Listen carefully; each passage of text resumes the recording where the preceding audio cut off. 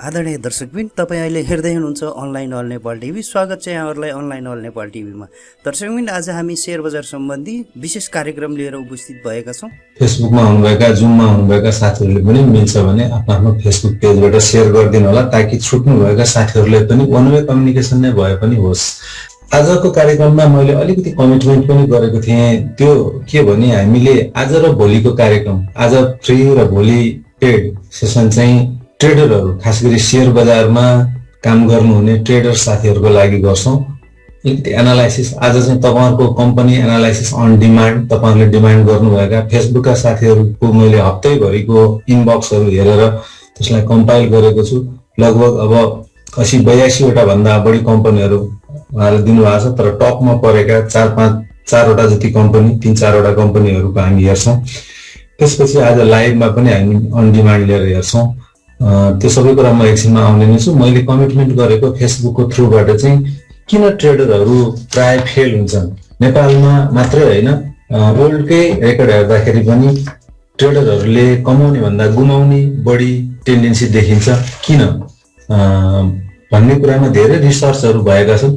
त्यसमध्ये केही देखिएका टप रिजनहरू, रिसर्चले देखाएका टप रिजनहरू, सेयर मार्केटको, क्यापिटल मार्केटको रिसर्चहरूले देखाएका टप रिजनहरू आज म 4-5वटा रिजनहरू तपाईँलाई बताउँछु। यो मैले कमिटमेन्ट गरेको थिएँ। त्यता पनि हामी गएपछि अनि त्यसपछि हाम्रो लाइभ कार्यक्रममा पर्छौँ। आजको नियमित कार्यक्रम सधैँ नै छ। यो अलिकति धेरैजना उपस्थित हुनुहुँदै गर्दाखेरि अलिकति एजुकेसनको काम पनि होस्, ट्रेडिङ मात्रै गर्दा अलिकति मोनोटोनस पनि हुनसक्छ भन्ने हिसाबले गरिएको। आशा छ तपाईँलाई मनपर्छ होला। डिस्क्लेमर, यो सेसन पोर्टफोलियो म्यानेजमेन्टको सेसन पनि होइन, कुनै रिकमेन्डेसन यो कम्पनी किन्नुहोस् नकिन्नुहोस्, बेच्नुहोस् राख्नुहोस् होल्ड गर्नुहोस् भन्ने कुनै पनि हिसाबले एडभाइजरी सेसन पनि होइन र लिगल्ली त्यो गर्न पाइँदैन पनि। तर कम्पनीको एनालाइसिस गर्न पाइन्छ र त्यो एनालाइसिस चाहिँ तपाईँहरूको आफ्नो एनालाइसिसलाई सप्लिमेन्ट्री हुने गरी दिएको एनालाइसिस हो। यो एनालाइसिसकै आधारमा यो हाम्रो आँखाले देखेको एनालाइसिस हो। तपाईँको एनालाइसिसमा मिसाएर आफ्नो रणनीति बनाएर ट्रेड गर्नु होला। यसैको आधारमा मात्र ट्रेड नगर्नु होला। कसरी गर्नुहुन्छ ट्रेड, के गरी गर्नुहुन्छ त्यो यहाँहरूको जिम्माको कुरा भयो। सपार र बिगारको जिम्मा यहाँहरू आफै नै हुनुहुनेछ है। हामीले डेफिनेटली सर्ट टर्म ट्रेडिङलाई ध्यान दिएर यो एनालाइसिसहरू गर्ने गर्छौँ र यो केही ट्रेडिङका आधारहरू मैले धेरै पटक भनिसकेको छु। 5%देखि 10% प्रफिट मार्जिन राख्ने, त्यसको आधा स्टप लस राख्ने, इन्ट्री प्राइस सेट गर्ने, इन्ट्री टाइम सेट गर्ने र एक्जिट टाइम पनि सेट गर्ने। यति कुरा ट्रेडरहरूले बेसी कुराहरू जान्नै पर्छ। त्यो गर्न जान्ने साथीहरूले मात्रै एनालाइसिसको आधारमा गर्नु होला, नत्र यत्तिकै ट्रेड गर्दा कहिलेकाहीँ धेरै ठुलो लस पनि हुनसक्छ। यो मैले रेगुलर चलाउने इन्डिकेटरहरू मैले धेरै पटक भनेको छु, जसमा चर्चा परिचर्चा गरिराख्नु आवश्यक छैन। यिनीहरूकै आधारबाट टेक्निकल एनालाइसिस गर्ने गर्छु। मैले चाहिँ हरेक एनालिस्टहरूले फरक फरक हिसाबले गर्न सक्नुहुन्छ। धेरै टुल्सहरू, इन्डिकेटरहरू उपलब्ध छन्। मैले सरसत्तै यो कार्यक्रम सुरु गरेपछि पेड फ्री सेसनको हिसाबले धेरै रिपिटेसन भएर आएका कम्पनीहरू छन् र विभिन्न कम्पनीहरू हामीले पिकअप गरेर एनालाइसिसहरू गरिसकेका छौँ। त्यसका केही झलकहरू मात्रै मैले यहाँ राखिदिन खोजेको हो। यी कम्पनीहरूको हामीले अलरेडी एनालाइसिस गरेका छौँ र आज गर्ने कम्पनीहरूमा धेरै चर्चित कम्पनीहरू भए, धेरै डिमान्ड आयो भने यी दोहोरिनु पनि सक्छन्, किनकि हाम्रो कम्पनीको फर्मेट यो कम्पनी एनालाइसिस अन डिमान्ड भन्ने फर्मेट नै हो। तपाईँहरूले जे डिमान्ड बढी गर्नुहुन्छ त्यही पाउनुहुन्छ है। अब आजको अलिकति एजुकेटिभ पर्पसतिर जाउँ। Top reasons why traders fail. एउटा रिसर्चले देखाएको कुराहरू, ट्रेडरहरू किन फेल हुन्छन्, चाहे त्यो नेपालमा होस् चाहे विदेशमा होस्, फेलै हुन्छन् भन्नाले सक्सेस रेट थोरै छ। किन होला भनेर धेरै अध्ययन अनुसन्धानहरू भएका छन्। त्यसमध्येका केही टप रिजनहरू आज तपाईँहरूसँग सेयर गर्न चाहन्छु। यो हेर्दै जाँदा मैले पनि कतै यस्तै गरेको छु कि भन्ने आफूले आफूलाई समीक्षा गरौँ होइन। त्यो कुरा कतै हामीलाई पनि लागू भइरहेछ कि हामीले ट्रेडमा राम्रो गर्न नसकेको, लस भएको अथवा प्रफिट कम भएको केही कारणहरू यस्ता पनि छन् कि भनेर आफूले मनन गरौँ है त। सबभन्दा पहिलो कारण, फर्स्ट एन्ड फरमोस्ट जो भनिन्छ, use too many tools and indicators. Technical एनालाइसिसका 3500वटा भन्दा बढी टुल्सहरू छन् र एउटै टुल्सको, जस्तो उदाहरणको लागि क्यान्डलस्टिक प्याटर्न भन्दा 1500 भन्दा बढी प्याटर्नहरू छन्। हो कति गर्ने, के हेर्ने। त्यसकारण कहिलेकाहीँ चाहिँ खास गरी सिकारु ट्रेडरले चाहिँ आवश्यकता भन्दा बढी टुलहरू युज गरेर रकेट साइन्स बनाइदिने, अत्यन्त कम्प्लिकेसन बनाइदिने, ट्रेडिङ वास्तवमा सिम्पल हिसाबले गर्नुपर्छ। त्यो रकेट साइन्स जस्तो धेरै टुल लगाएर एकदम कम्प्लेक्स बनाएर विनर हुने होइन। उसले त्यसले इन्फर्मेसन ओभरलोड गर्छ, इन्फर्मेसन ओभरलोड गरेपछि कन्फ्युजन क्रिएट गर्छ, कन्फ्युजन क्रिएट गरेपछि रङ डिसिजन हुन्छ, रङ डिसिजन भएपछि लस हुन्छ है। सबभन्दा धेरै कुरा मैले 20 वटा जानेको छु टेक्निकल एनालाइसिस। युट्युब हेर्नु हो भने 20 वटा होइन, तपाईँले 2000 वटा पनि हेर्न पाउनुहुन्छ युट्युबमा। तर कुन चाहिँ इन्डिकेटर तपाईँको लागि सुटेबल छ र कुन चाहिँ इन्डिकेटरमा तपाईँले मास्टरी गर्नु भएको छ, कुनलाई फलो गर्नुहुन्छ, त्यो कुरा जानिएन भने जति टेक्निकल टुल धेरै लगाउनुहुन्छ त्यति तपाईँहरूलाई लस बढी हुन्छ, त्यति फेल हुनुहुन्छ। First thing. Second thing, do not analyse themselves first. हामी जहिले पनि माउस क्लिक गर्न हतारिन्छौँ। जहिले पनि मेरो गाडी छुट्यो भने जस्तो गरी ट्रेड गर्न छुट्यो, ला बैल त गुमाए, फलानले कमाइसक्यो भनेर हतारिन्छौँ। तर त्योभन्दा पहिला यो तपाईँहरूलाई म $1 मिलियन वाला कन्सेप्ट भन्दैछु। पहिला ट्रेड गर्नुभन्दा पहिले आफ्नो एनालाइसिस गर्नुहोस्। स्टकको एनालाइसिस पछि गर्नु होला, कम्पनीको एनालाइसिस पछि गर्नु होला। पहिला as an investor, as a trader आफ्नो एनालाइसिस गर्नुहोस् त। मेरो नेचर कस्तो छ, म कतिको प्रेसर लिन सक्छु, म कस्तो खालको कम्पनीमा प्रति म इन्क्लाइन्ड छु, मलाई हाइड्रो मनपर्छ कि बैंकिङ सेक्टर मनपर्छ कि म्यानुफ्याक्चरिङ सेक्टर मनपर्छ कि मैले कुन चाहिँ क्षेत्रको बढी एनालाइसिस गर्न मन पराउँछु। जस्तो उदाहरणको लागि भन्ने हो भने मलाई बैंकिङ इन्सुरेन्स सेक्टरहरूको बढी मनपर्छ। तर कसैलाई होटलको बढी एनालाइसिस गर्न मन पर्ने होला नि त, त्यो सुटेबल गर्ने होला नि त। आफ्नो नेचर हेर्नु पर्यो। अनि कति पिरियडको लागि मैले ट्रेडिङ गर्दैछु, पहिला माउस क्लिक गर्नुभन्दा पहिला त्यो कुरा सोध्नु पर्यो कि मैले यो 3 महिनाको लागि लिएको हो कि 6 महिनाको लागि लिएको, 1 वर्ष कि लङ टर्म कि म स्विङ ट्रेडर हो कि पोजिसनल ट्रेडर हो कि लङ पोजिसनल ट्रेडर हो, म को हो, मैले के गरिराखेको छु। मेरो पहिला मैले ट्रेड गर्नुभन्दा पहिला मेरो बेस के हो, यो कुराहरू ट्रेडिङ पिरियडहरू पत्ता लगाउनुहोस्, एनालाइसिस गर्नुहोस्। आफ्नो नलेजको लेभल के छ, भर्खर बेसिकै ट्रेनिङ लिनु भएको छैन, धडाधड गएर चाहिँ नि ट्रेडिङ गर्न थाल्ने होइन। त्यो भनेको हिँड्न नसक्ने दौडिन खोज्ने जस्तो हो। हिँड्न नजान्ने मान्छेले दौडिन खोज्यो भने डेफिनेटली लड्छ, चोट लाग्छ होइन। त्यसकारण आफ्नो नलेजको, एक्सपिरियन्सको, प्र्याक्टिसको लेभल के हो। जहिले पनि शेयर मार्केटको दुनियाँमा आउनुभन्दा पहिला किताब पढ्नुहोस्। नेपालीमा लेखिएका किताब, अङ्ग्रेजीमा लेखिएका किताब, तपाईँलाई जुन सुटेबल हुन्छ, तपाईँको लेभल के छ त्यो अनुसारले पहिला राम्रोसँग पढ्नुहोस्। किताब नपढिकन यदि कोही मान्छे आउँछ भने त्यो जहिले पनि आलो काँचो रहन्छ।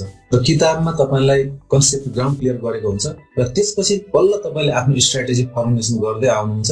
किताब पढिसकेपछि 1-2 ट्रेनिङ लिनुहोस्, जोसँग लिँदा नि हुन्छ। एटलिस्ट ट्रेनिङको लेभल भन्दा ट्रेनरको लेभल माथि नै हुन्छ। जोसँग लिँदा नि हुन्छ, कम्तीमा बेसिक ट्रेनिङ लिनुहोस्। बेसिक ट्रेनिङ लिएपछि केही कुराहरू सेयर मार्केटबाट कमाउने बाटोहरू तपाईँलाई खुल्छ। जस्तो हामीले बेसिक लेभलको ट्रेनिङमा म्युचुअल फन्डबाट कसरी कमाउने, हाइड्रो पावरको सेयरबाट कसरी कमाउने, बोनस सेयर र डिभिडेन्ड कसरी पचाउने स्ट्राटेजी कसरी बनाउने, अप्सन मार्केटबाट कसरी कमाउने जस्ता एनालाइसिस नगरे पनि सामान्य बेसिक ट्रेनिङ लिँदाखेरि पनि कमाउन सक्ने बाटो हुन्छ। फन्डामेन्टल टेक्निकल एनालाइसिस भनेको सेयर मार्केटबाट एउटा कमाउने धेरै बाटोमध्ये एउटा बाटो मात्रै हो, त्यही नै सबै होइन। त्यसपछि ट्रेनिङ लिनुहोस्, त्यसपछि बल्ल आफ्नो एनालाइसिस गर्नुहोस्। यो 3rd स्टेजमा भएको कुरा गर्दैछु, जुन ट्रेडर हुनुभन्दा अगाडि जानुपर्ने कुरा। र मेरो रिस्कको एपेटाइट कति छ, म 2 लाख 4 लाख रुपियाँ क्यापिटल लिएर आएको भने कतिसम्म म कति कमाउँछु होइन, कति गुमाउन म मेन्टली रेडी भएर आएको छु, पहिला त्यो हेर्नुहोस्। मेरो रिस्क एपेटाइट कति हो, मलाई कस्तो खालको स्क्रिप्ट मनपर्छ। कसैलाई हाइड्रो पावर मन परिरहेको हुन्छ, कसैलाई बैंकिङ मन परिरहेको हुन्छ, कसैलाई होटल मन परिरहेको हुन्छ, कसैलाई इन्सुरेन्स। मलाई कुन चाहिँ स्क्रिप्टमा मेरो टेस्ट बढी छ, यसको मतलब त्यही स्क्रिप्ट मात्रै लिएर फेरि एक काँधे पोर्टफोलियो बनाउने भनेको होइन। जसमा बढी छ त्यसमा तपाईँको इन्टरनेसनल बढी भएपछि तपाईँको पोर्टफोलियोमा त्यस्तो स्टकहरू बढी हुनु सक्छ। तर सबै इन्डस्ट्रीको हुनुपर्छ पोर्टफोलियो डिजाइन गर्दाखेरि। र मेरो ट्रेडिङ स्ट्राटेजी के छ होइन, ट्रेडिङ स्ट्राटेजी भन्नाले म कतिको एग्रेसिभ ट्रेडर हुँ, मैले चाहिँ मैले वर्कआउट कहिले गर्छु, ट्रेडिङ गर्नुभन्दा पहिले जहिले पनि वर्कआउट गर्नुपर्छ। जस्तो तपाईहरुलाई भोलि पेड सेसन मैले दिँदैछु, बिहीबार मार्केट बन्द भएपछि नै मैले स्टडी थालिसकेपछि, बिहीबार स्टडी, शुक्रबार स्टडी, शनिबार स्टडी, त्यसपछि बल्ल मात्रै त्यो चार्ट हेरेर सिक्नु ठुलो कुरा छँदै छैन, चार्ट बुझ्नु ठुलो कुरा छँदै छैन। तर त्यो चार्टमा एप्लाई गर्ने कम्पनी खोज्नु, 250 वटा कम्पनीहरुबाट छानेर ल्याएर फिल्टरिङ गरेर, नोइज फिल्टर गरेर बेस्ट कम्पनी उठाएर ल्याएर एप्लाई गर्नु चाहिँ ठुलो कुरा छ। त्यसको लागि टाइम लाग्छ। विदाउट स्टडी तपाईले ट्रेडिङ मात्रै गरेर सफल भइदैन। कुन कम्पनीको ट्रेडिङ गर्ने त्यो कुरा पनि आफ्नो स्ट्र्याटेजीमा राख्नुपर्छ। यति कुराहरु पहिला क्लियर गर्नुस्। जो पनि ट्रेड गर्छु भनेर आउनु भएको छ, खाली धक्का हेर्ने, टेक्निकल इन्डिकेटर हेर्ने गरेर जितिँदैन। यति कुराहरु पहिला नआत्तिकन मेरो गाडी छुट्यो नभनिकन यति कुराहरु गर्नुपर्छ अरे। यो नगरेको कारणले ट्रेडरहरु फेल हुन्छन् अरे। यो मैले भनेको कुरा हैन, रिसर्चले भनेको कुरा। मैले तपाईहरुसँग शेयर मात्रै गरेको हो। त्यसपछि अर्को गर्ने मिस्टेक, आफ्नो मिस्टेक एक्सेप्ट नै नगर्ने। ए बाबा ट्रेडर भएपछि त लस दिन तयार भएर आएको हुन्छ, मेन्टालिटी हुन्छ भने स्टप लस। अब लस भयो, लसमा काट्नै नचाहने, डराउने। अब यत्रो त भइहाल्यो, अब कुर्छु म, फोर्सफुल इन्भेस्टर बन्छु भन्ने। त ट्रेडर हुने योग्यतै नपुगेको मान्छेले ट्रेड गरेपछि त घाटा त हुने नै भयो। मिस्टेक छ भने एक्सेप्ट गर्नुस् न। 100 वटा ट्रेडमा 100 वटा कसैले पनि जित्न सक्दैन। टेक्निकल एनालाइसिसले देखाउने कुरा नै 60% भन्दा बढी मिल्दैन भन्ने। हामीले कसरी 100% जित्न सक्छौं ट्रेडिङ गर्दाखेरि? 40% त मिनिमम हुन्छ मिस्टेक। 60% हामीले जित्यौं भने पनि 40% त हार्छौं। त कुनै ट्रेड रङ भयो भने मिस्टेक किन एक्सेप्ट नगर्ने? जसले मिस्टेक एक्सेप्ट गर्न सक्दैन त्यो ट्रेडर हुन सक्दैन। र एक्सपिरियन्सबाट नसिक्ने। अस्ति पनि दुईटा कम्पनी लिएको, घाटा भयो, लङ टर्म फोर्सफुल इन्भेस्टर भन्ने पुरिराखेको छ, त्यो अझ घट्दै गइराखेको छ, तै पनि चेतेको छैन। अझै पनि फेरि ट्रेड लिइराखेको छ, स्टप लस हिट भयो भने काट्दैन। घाटा भयो, काट्यो भने घाटा हुन्छ। त्यही घाटा पनि बिहोर्छु, नाफा पनि पर्यो भने लिन्छु भनेर आएको होइन ट्रेडर भएर हो। त्यसकारण थर्ड मिस्टेक भनेको आफ्नो मिस्टेक एक्सेप्ट नै नगर्ने। ट्रेड गर्दा रङ हुन्छ, कसैले पनि 100% जित्न सक्दैन। कसैले मैले त्यो गर्दाखेरि फरक परेको छैन भन्छ भने त्यो फटा हो, त्यो जित्न सकिँदैन। मिस्टेक एक्सेप्ट गरौँ। सबभन्दा ठुलो कुरा, कुनै रुल छैन, कुनै सिस्टम छैन, कुनै डिसिप्लिन छैन। जे मन लाग्यो त्यही जोर कि बेजोर ड्याङ्ग हान्दिहाल्यो। अक्कड बक्कड बम्बे बो यही ठोकिदिउँ भने ठोकिदिइहाल्यो होइन। त्यसकारण सबभन्दा ठुलो secret of being winner in trade हो भने रुलमा बस्नुस्। Rule and only rule. Discipline only discipline. जब रुल र डिसिप्लिनले काम गर्नुहुन्छ, सिस्टम, ट्रेडिङ सिस्टम आफै बनाउँदै जानुहुन्छ। यो डिसिप्लिन रुल भने के हो? मानिलिनुस् तपाईले एउटा कुनै इन्डिकेटर फलो गर्नुहुन्छ, मानिलिनुस् 44 moving average, 44 days moving average, एउटा एक्जाम्पल भनेको। ट्रेन्ड लाइन राइजिङ भएको बेलामा लिनुपर्छ होइन। यो त अलिकति फल्स छ, तर ठ्याक्क बेस लिएको छ। 2-3टा रुल मध्ये 2टा रुल त मिल्यो नि, म लिन्छु। लिनुस्, that is breaking of discipline, so you cannot win. System discipline भनेको मलाई 200 रुपैयाँ 205 रुपैयाँमा ट्रेड लिनु पर्ने थियो, अब 205 रुपैयाँमा ट्रेड लिनुभन्दा पुगेपछि मैले डिसिजन गर्नुपर्ने थियो। अहिले 200 रुपैयाँ छ, त्यो 5 रुपैयाँ त पुगिहाल्ला नि, म अहिले ट्रेड लिइहाल्छु। 5 रुपैयाँ हो भने बढी फाइदा हुन्छ। That is breaking of discipline. यस्तो कुराहरूलाई चाहिँ ट्रेड बनाउँदाखेरि, ट्रेड गर्दाखेरि जुन डिसिप्लिनमा बस्नु भएको छ त्यसमा बसेन भने सबभन्दा ठुलो फेलियर हुने कारण त्यही हो। त्यसकारण the most open secret being winner in the trade is following the discipline, staying in the discipline, following the rule and following the system. System follow गरेपछि तपाईले सबै ट्रेड जित्नुहुन्न, तर तपाई एभरेज विनर हुन सक्नुहुन्छ। यो चाहिँ तपाई जुन सुकै एनालिस्टलाई सोध्नुस्, ट्रेडिङ गुरुहरुलाई सोध्नुस्, इन्भेस्टमेन्ट गुरुहरुलाई सोध्नुस्, यो कुरा एउटा कमन कुरा चाहिँ भन्छ भन्छ भन्छ सबैले भन्छ। अब त्यही कुरामा हामी बसेनौँ भने हाम्रो फन्डामेन्टल नै खतम भयो, हामीले एज ए ट्रेडर विन गर्न सक्दैनौँ। ट्रेड विथ एडभाइस र टिप्स सबसे डेन्जर, सबसे खतरा एडभाइस चाहियो, टिप चाहियो। मेहनत कसले गर्छ? केशवजीले आएर बताइदिइहाल्छ नि। शनिबार फ्री बताउँछ, आइतबार पैसा 500 रुपियाँ तिर्दिएपछि उसले बताइहाल्छ। त्यो बताउने भनेको त माई डियर फ्रेन्ड्स, तपाईँहरूको एनालाइसिसमा कुनै रङ भइरहेको छ कि अथवा तपाईँले गरेको एनालाइसिसमा सपोर्ट भइरहेको, मेरो आँखाबाट हेरेर बताउने एनालाइसिस हो। तपाईँको र मेरो स्ट्राटेजी मिल्छ? मैले किन्नु भनेर भनेको हुन्छु, 1 हप्तामा बेचिसकेका हुन्छु। तपाईँले चाहिँ मैले किन्नु भनेमा किन्दा हुन्छ, इन्डिकेटर देख्यो भने किन्नु होला, 3 महिनासम्म होल्ड गरेर बस्नु होला। मिल्छ स्ट्राटेजी? तपाईँको मेरो नेचर मिल्दैन, ट्रेडिङ पिरियड मिल्दैन, नलेज मिल्दैन, रिस्क एपिटाइट मिल्दैन, टेस्ट मिल्दैन, स्ट्राटेजी मिल्दैन, अनि एनालाइसिस चाहिँ मिल्छ? त्यसकारण कहिले पनि एडभाइस नमाग्नु होला। Free advice always turns the most expensive advice. तपाईँलाई एडभाइसै चाहिन्छ भने, तपाईँको पोर्टफोलियो ठुलो छ भने बरु फाइनेन्सियल एडभाइजर राख्नुहोस्, कुनै सिए, कन्सल्टेन्ट अथवा धितोपत्र बोर्डबाट लाइसेन्स लिएका मान्छेहरू। न मलाई न अरू कसैलाई पनि ल 2-4वटा लङ टर्मको लागि भनिदिइहाल्नुहोस् त, 2-4वटा सर्ट टर्मको लागि भनिदिइहाल्नुहोस् त भनेर कहिले पनि नसोध्नु होला। मलाई त स्पेसल्ली त्यस्तो प्रश्न सोध्यो भने इरिटेसन हुन्छ र मैले सरी म सक्दिनँ भनेर भन्छु, किनकि मलाई थाहा पनि हुँदैन। र मलाई के थाहा छ भने त्यसरी एडभाइसबाट दियो भने अहिले एकछिनको लागि क्षणिक त्यो मान्छे रमाइलो मान्ला, पछि त्यसले मलाई सराप्छ, किनकि कुनै पनि कुरा मिल्दैन, त्यो ट्रेड रङ हुन्छ। त्यसो भएर एडभाइस र टिप्सको बेसिसमा जसले ट्रेड गर्छ त्यो मान्छे फस्छ। त्यसकारण यति बेसिक कुराहरू नबुझिकन ट्रेड गर्नुभयो भने कहिले पनि जितिँदैन है। यो कुरा रिसर्चले भनेका कुराहरू। अब आफै जानु हामीले कहाँनिर चाहिँ यो ब्रेक गरेका छौँ, के कुराहरू तोडेका छौँ है। त्यस कारणले गर्दा हामीले विनर नगर्नु, अन्यथा हुन्छ। मैले पनि ट्रेड गर्छु, सानो पोर्टफोलियो, आफ्नो पोर्टफोलियोको 20-30% राखेर गर्छु, घाटा हुन्छ। अस्ति एउटा उसमा काटेको साउको बेच्नु पर्यो, घाटामा बेच्नु पर्यो, मैले बेच्ने बित्तिकै स्वार्थ चढ्यो। अब के रोएर बस्नु? नाफा घाटा हुन्छ ट्रेडमा, तर एभरेजमा जितिन्छ। जितिनै राखिएको छ, जितिन्छ, किनकि सिस्टम र रुल फलो गर्यो भने। ओके, अब के भयो,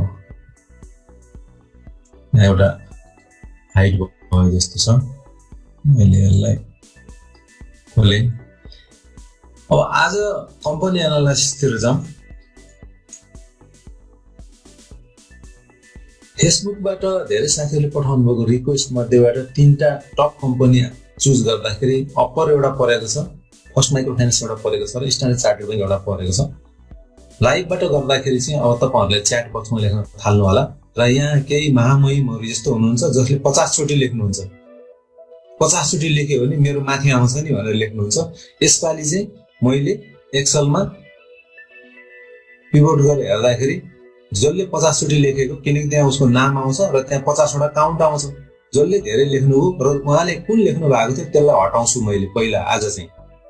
र एकजनाले एउटा भन्दा बढी लेख्नुभयो भने यो चाहिँ हरेक ठाउँमा राजनीति गर्ने तरिका हो कि। 50 चोटि लेखिदिएपछि अनि केशवजीले पिभट टेबल लगाउँछ, अनि पिभट टेबल लगाएपछि मेरो माथि आइहाल्छ। आज चाहिँ पिभट टेबलमा म पछि हेर्छु कतिजनाले कतिचोटि लेख्यो, म पहिला हेर्छु र जसले त्यो लेखेकोमा जुन चाहिँ कम्पनी लेखेको देखियो त्यो चाहिँ पहिला हटाउँछु, चाहे त्यो टपमै आओस् है। त्यसकारण लेख्न थाल्नुहोस्, च्याट बक्समा लेख्न थाल्नुहोस्, एकजनाले एउटा मात्रै लेख्नुहोस्, जहाँ पनि राजनीति नगर्नु साथीहरू है, किनकि त्यसो गर्दाखेरि रियल एनालाइसिस, रियल डिमान्ड आउँदैन। मैले अप्पर एफएमडिबिएल र एससिबी को लिँदै गर्छु र त्योभन्दा पहिला तपाईँले च्याटमा लेखिसक्नु भयो होला। म च्याटमा आउँछु, च्याटमा आउँदाखेरि कसले के लेख्नु भएको थाहा छैन, म काउन्ट गर्छु।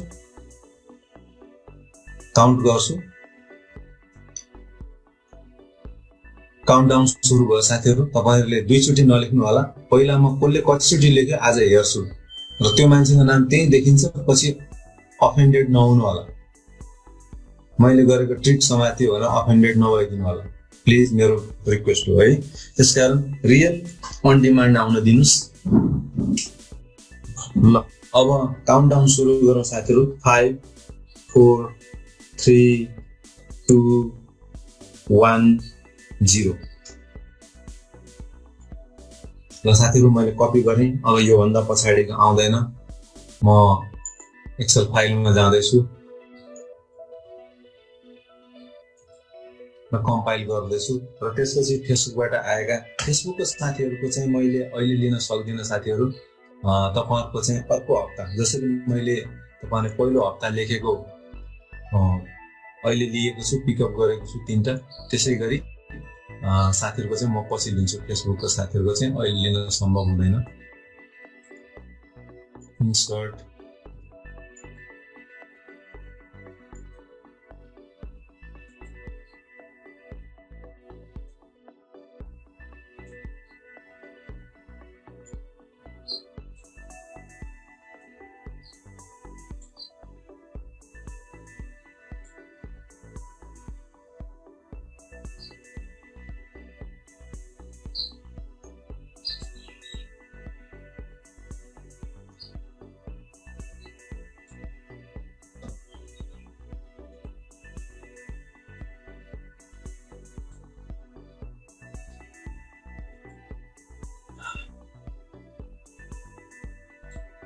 मैले यहाँ सर्टिङ गरेँ। सर्ट लार्जेस्ट टु स्मलेस्ट र यहाँ पहिला म मान्छेको नाम हेर्न गइरहेको छु। को साथीले कतिचोटि लेख्यो? फ्रम एभ्रीवान भन्ने चाहिएन।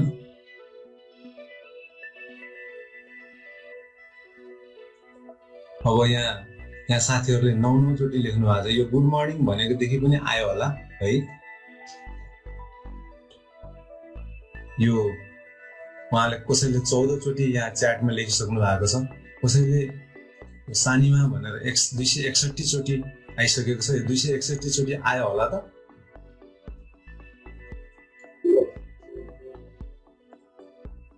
यसरी हेर्दाखेरि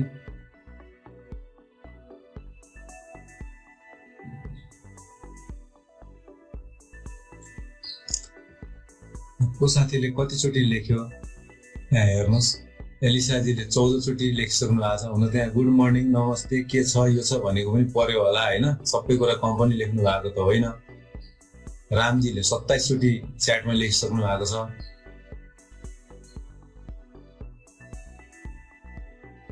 सानिमा बैङ्क भन्ने यहाँ सानिमा मात्र लेख्नु, यहाँ सानिमा बैङ्क भनेर 16 चोटि आएको छ। अब थाहा छैन मलाई, तर जस्तो यहाँ सबभन्दा धेरै लेख्नु भएको साथी रामजीले 27 चोटि लेख्नु भएको छ है। यहाँ म रामजीको खोजेर हेरौँ है त के लेख्नु भएको छ। गुड मर्निङ भन्नुभएको रामले, नबिल भन्नुभएको छ, अनि रामले फेरि यहाँ तल नबिल भन्नुभएको छ, अनि रामजीले फेरि सिआइटी पनि भन्नुभएको छ। एकजनाले एउटा मात्रै कम्पनी लेखौँ भनेको हो। ल हेर्नुहोस् यहाँ है, रामजीले फेरि सिआइटी भन्नु 2 चोटि, 3 चोटि, 4 चोटि सिआइटी है। त्यसपछि फेरि रामजीले फेरि 5 चोटि सिआइटी। यसकारण सिआइटी टपमा पर्यो भने म त्यसलाई हटाउँदैछु, किनकि दिस इज द चिटिङ है। अनि सानीमा रामजीले फेरि सानीमा, फेरि सानीमा, फेरि सानीमा होइन, फेरि सानीमा। त्यसकारण म सानीमालाई पनि हटाउँदैछु है। त्यसकारण फेरि सानीमा। रामजी तपाईँ राजनीतिमा जानु पर्यो, पोलिटिक्समा जानु पर्यो। जे नगर्नु भनेको त्यही गर्नु त, त्यही राम्रो ठाउँ हो होइन। त्यसकारण मैले सानीमा र सिआइटी हटाउँदैछु। अब यसले गर्दा अरू साथीहरूको पनि चित्त दुख्छ होला होइन। सबै साथीहरूले भनेको पर्दैन होला होइन। अब मैले केही गर्न सक्दिनँ, किनकि यसले रियल रेस्पोन्स आउँदैन। त्यसकारण मैले सानीमा लिइनँ, सिआइटी पनि लिइनँ। अब त्योभन्दा बाँकी चाहिँ सिबिएल पनि त्यही भनेको त्यस्तै भएको हुनुपर्छ।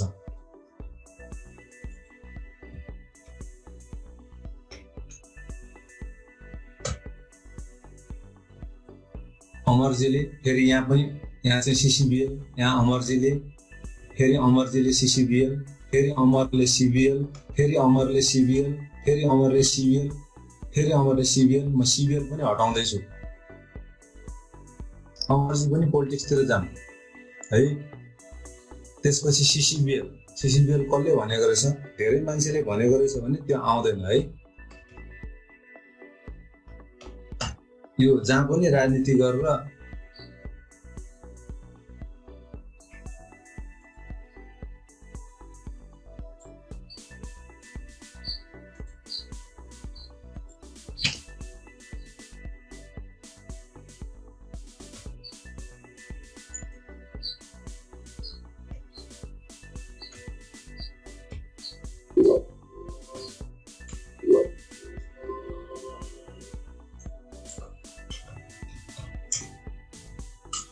अमरजी, अमरजी, फेरि अमरजी, फेरि अमरजी, अमर, अमर, अमर, अमर।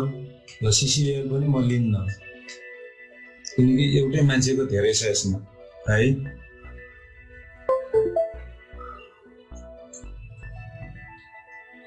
माथि परेका सबै छोडेर हेर्दाखेरि अरू तल चाहिँ कुन कुन छन् त अब?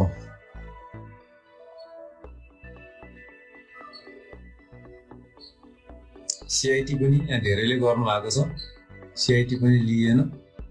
सिबिबिएल पनि यहाँ माथि नै उसमा आयो, एनआइएल।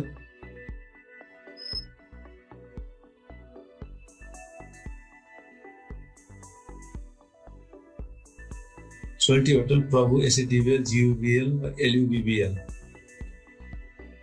यसमा पनि हुन त भएको हुन सक्छ, तर जति धेरै नम्बर त्यति धेरै म्यानिपुलेसन भनेर बुझ्नुपर्ने भयो ल। एनिवे यसलाई अब प्रभु एसएटिबिएल, प्रभुबाट एसएचएलबाट सुरु गरौँ।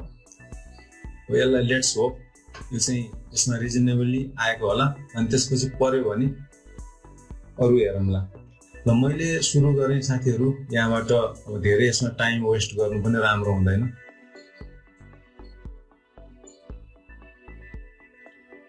मैले स्मार्ट वेब प्रो सुरु गरेँ। यो तपाईहरूले स्मार्ट वेब प्रो लिइसक्नु भएको छ भने सिम्पल छ, त्यस्तो धेरै पनि गर्नु पर्दैन, आफैले पनि तपाईँले गर्न सक्नुहुन्छ।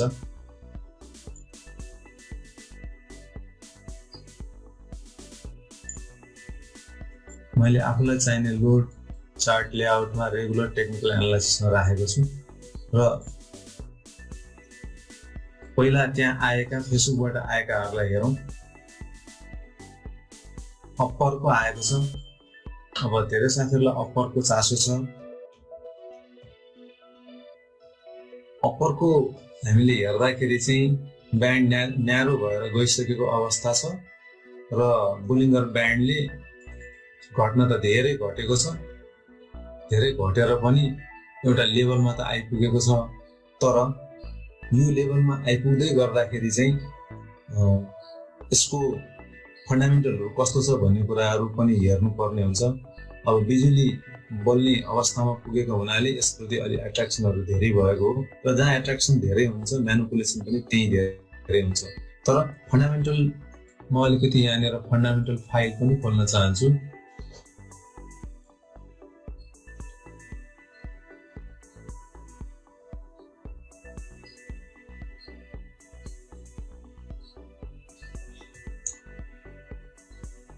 अल छ, अप्पर हेर्नुहोस् त। फन्डामेन्टली हेर्दाखेरि यो चाहिँ 816 रुपियाँ, अहिले 800 अलिकति तल घटेर प्राइस फिक्स भएको छ। 816 रुपियाँले गर्दा यसको इपिएस हेर्नुभयो भने माइनसमा छ, नेगेटिभमा छ। हुन त हाइड्रो कम्पनी हो, बिजुली नै नबलिकन इपिएसको कसरी धेरै आशा गर्नु? बिजुली बल्न थालेपछि यसले इपिएसहरू कमाउला भन्ने आशा हुन्छ, र हाइड्रोमा हुनुपर्ने आशा पनि त्यही नै हो। बैंक तथा वित्तीय संस्थामा जस्तो तुरुन्तै कमाउँछ भनेर आशा राख्नु मिल्दैन। तर अहिले नेगेटिभ छ, र यसको कस्ट कम्पोनेन्टहरू हेर्दा केही समय टाइम ओभररन, 2-3 वर्ष टाइम ओभररन भएको कारणले गर्दा यसको कस्ट पनि निकै बढिसकेको देखिन्छ। त्यसले गर्दाखेरि कमाइ भए तानै पनि बैंकका ब्याजहरू बढेका छन्, बैंकको तिर्नुपर्ने लायबिलिटीहरू बढेको छ। त्यसकारण इपिएस कति सस्टेन गर्न सक्छ बिजुली प्रोडक्सन भएपछि भन्नेमा यसको भविष्य निर्भर गर्छ। अब अहिले चाहिँ लगभग बिजुली बल्ने अवस्थामा पुगिसकेको हुनाले नेगेटिभ यो रिजर्भ पनि खास पोजिटिभ छैन, धेरै त होइन, 7-8 रुपियाँ नेगेटिभ रिजर्भ देखिन्छ। 100 रुपियाँमा 92 रुपियाँ मात्रै छ। बुक टु प्राइस रेसियो यसको अब नेटवर्क भन्दा अब 800-900 पुगेपछि र नेगेटिभ रिजर्भ भएपछि 8.85 गुणा भएको छ र मल्टिप्लायर एकदमै कम आएको छ। त्यसकारण लङ टर्मलाई हेरेर गर्ने कि अल्ट्रा लङ टर्मलाई लिन सक्नु पर्यो। म 3 वर्ष 4 वर्ष 5 वर्ष राख्छु, त्यति बेलासम्म बिजुली बनिसकेपछि यसले कायापलट हुने गरी रिभ्यू गर्नु पनि सक्छ, किनकि हाइड्रो पावर प्रोजेक्ट हो, गौरवको आयोजना हो, नहुने होइन। तर अहिले नै ट्रेडिङ गर्छु भनेर लिने साथीहरूको एउटा दृष्टिकोण होला, तर लङ टर्म इन्भेस्टमेन्टको लागि त्यो त्यति एकदमै मिडियम टर्मको लागि त्यति उपयुक्त देखिँदैन। ट्रेडिङ गर्न सक्ने साथीहरूले टेक्निकल एनालाइसिस मात्रै हेरेर गर्ने साथीहरूको लागि चाहिँ के छ त्यतातिर अलिकति फोकस गरौँ।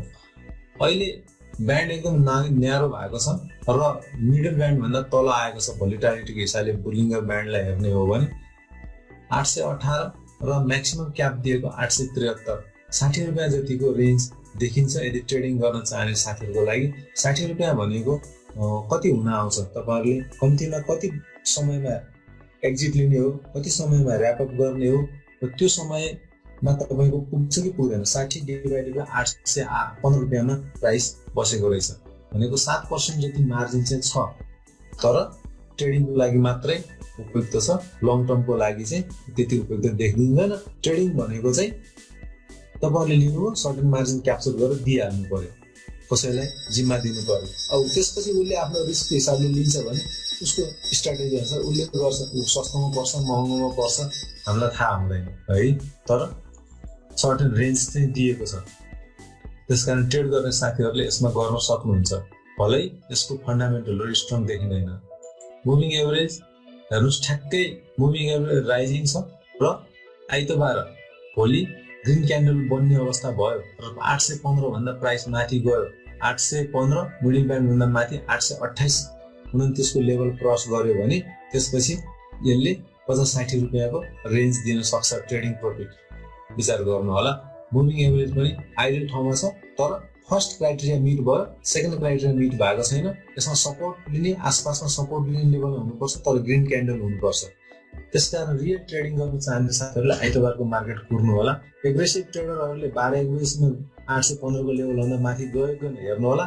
तल झर्यो भनेदेखि चाहिँ नलिनु होला, माथि जान थाल्यो भने लिनु होला, किनकि र यसमा चाहिँ स्विङ ट्रेडिङ गर्दा पनि हुन्छ, 1 हप्ता 2 हप्ताको टार्गेट राखेर गर्दा पनि हुन्छ, किनकि यो अलिकति रिस्की स्क्रिप्ट जस्तो देखिन्छ। ल बुलिङ्गर ब्यान्डलाई बन्द गरेँ मैले। इचिमोको हेर्दाखेरि पनि इन्क्रिजिङ ट्रेन्डमा देखियो र ठ्याक्कै इचिमोको फर्स्ट लाइनमा सपोर्ट लिएर बसेको अवस्था देखिन्छ। आइतबारको मार्केट कुर्नु होला। त्यसपछि इचिमोकोले पनि माथि बढ्यो भने त्यसपछि माथि बढ्न सक्छ, क्लियर ट्रेन्ड समात्छ भनेर देखाइरहेको छ। क्रस अहिले हामी नहेरौँ, पिभट पनि हामीलाई यहाँबाट खासै आउँदैन। VWAP-हरू अरू हेर्न जरुरी छैन, MACD-हरू हेरौँ। धेरैजनाले VWAP कसरी लगाउने भनेर सोधिराख्नु भएको छ। अब यो चाहिँ ट्रेडिङको पार्ट भन्दा पनि एजुकेसनको पार्टमा पर्छ, कुनै बेलामा भ्यायो भने म बताउँला। जिरो लाइन भन्दा तल आएर बिस्तारै बियरिश ट्रेन्डहरू सकिन लागेको अवस्था देखिरहेको छ। त्यसकारण ल्यागिङ इन्डिकेटर हो MACD। हिस्टोग्रामहरू पनि छोटो छोटो हुँदै गइरहेका छन् र प्राइस जिरो लेभल भन्दा माथि देखिन्छ। ट्रेडरको लागि उपयुक्त नै सिग्नल हो त्यो। RSI 47, MFI 23, भोल्युम कम भयो भनेर भनिरहेको छ। भोल्युम किन कम भयो हामीले अलिकति हेरौँ त।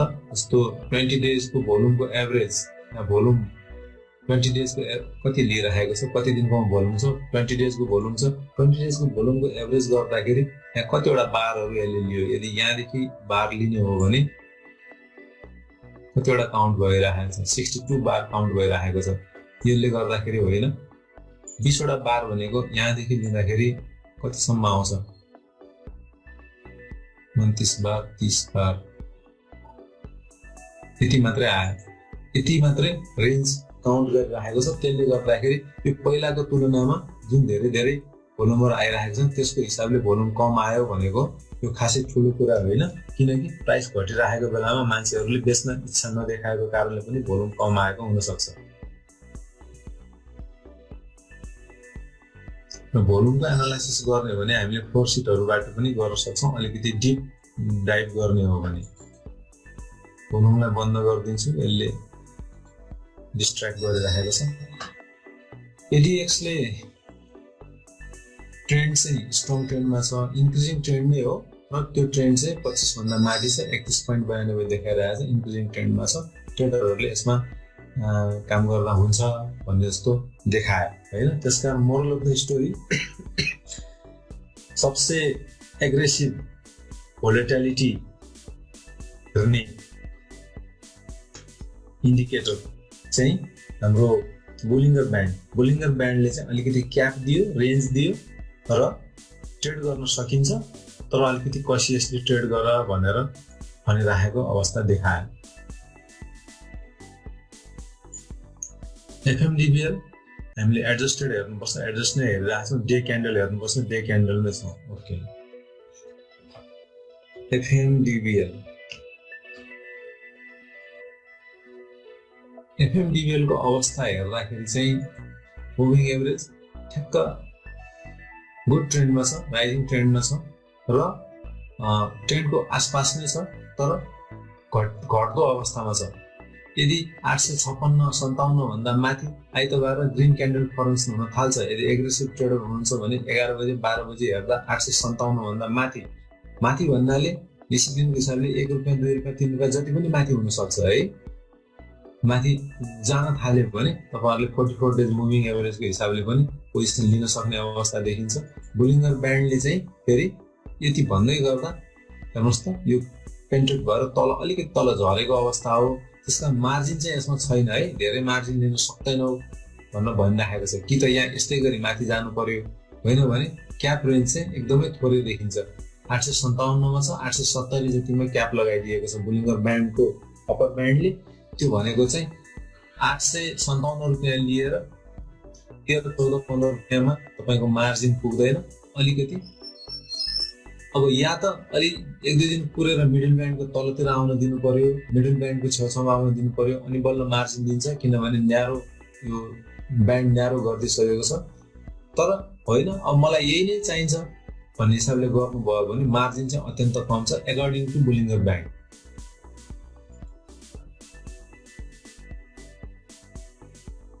इचिमोकुले के भन्दैछ, इचिमोकुले क्लाउड जोनबाट प्राइस माथि निस्केको अवस्था छ, ट्रेन्डिङकै अवस्था हो। बीचमा यहाँ चाहिँ विप्सहरू आइरहेका छन्। अब यो ट्रेन्ड हेर्दाखेरि र यहाँनिर अलिकति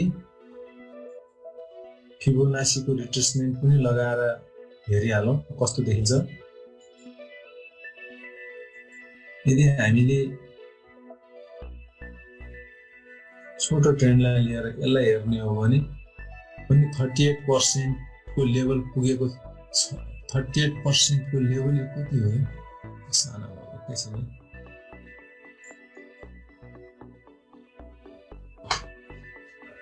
जुम गरौँ यसलाई। यदि यो थोरै यहाँदेखि यहाँसम्मको लेभललाई लिएर हेर्ने हो भने 2338 को लेभल यहाँ छ। यो हिसाबले त यो उनको लेभलै क्रस गरिसकेको देखियो। एकैछिन नै यो धेरै तलको डाउनले मेरो रङ भयो, मैले यहाँ लिनु पर्थ्यो। यसपछिको मुभमेन्ट यो हो,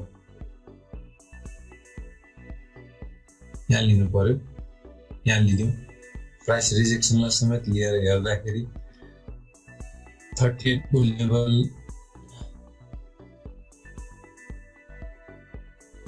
के भइरहेछ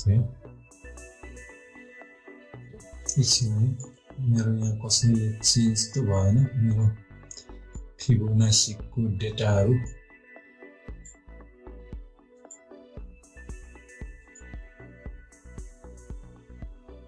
जीरो 3861 यो मलाई चाहिँदैन, यो चाहिँदैन। यो धेरै डेटाहरू आइरहेको रहेछ, त्यो भएर ल म रिट्रेसमेन्टको लेभलमा यति यो यतिसम्म जान चाहन्छु कि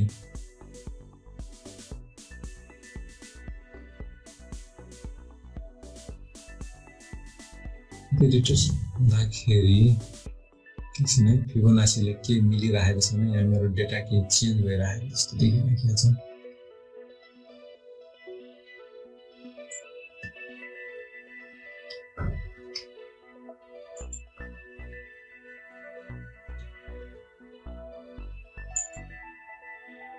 अप ट्रेन्डबाट रिट्रेस गर्दा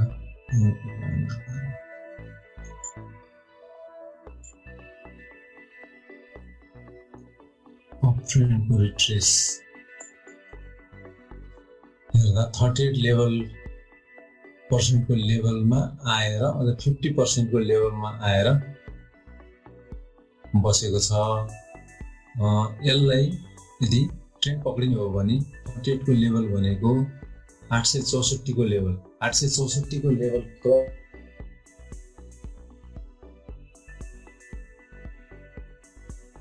मात्रै यसले एउटा चाहिँ क्लियर फिबोनासीले इन्डिकेट गरिरहेको छ। त्यसकारण अलिकति फिबोनासी बेस्ड ट्रेड गर्ने हो भनेको चाहिँ 38% को लेभल क्रस गर्न दिनु पर्यो। 864 को लेभल क्रस गरेपछि लिनु होला।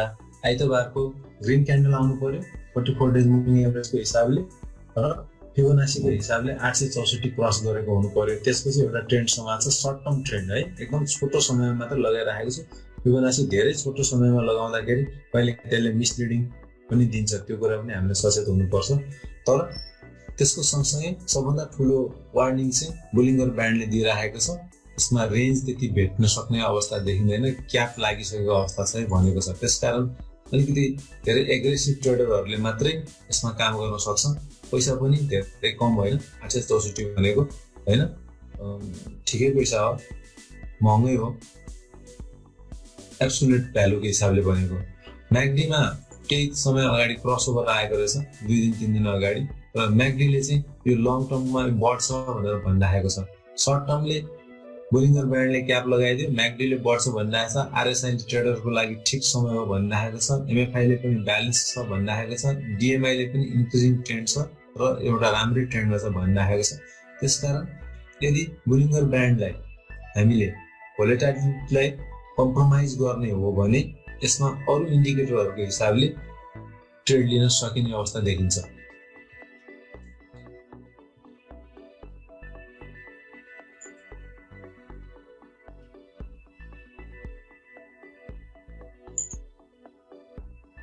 त्यसपछि स्ट्यान्डर्ड चार्टर्ड बैंकको माग्नु भएको रहेछ फेसबुकको साथीहरूले।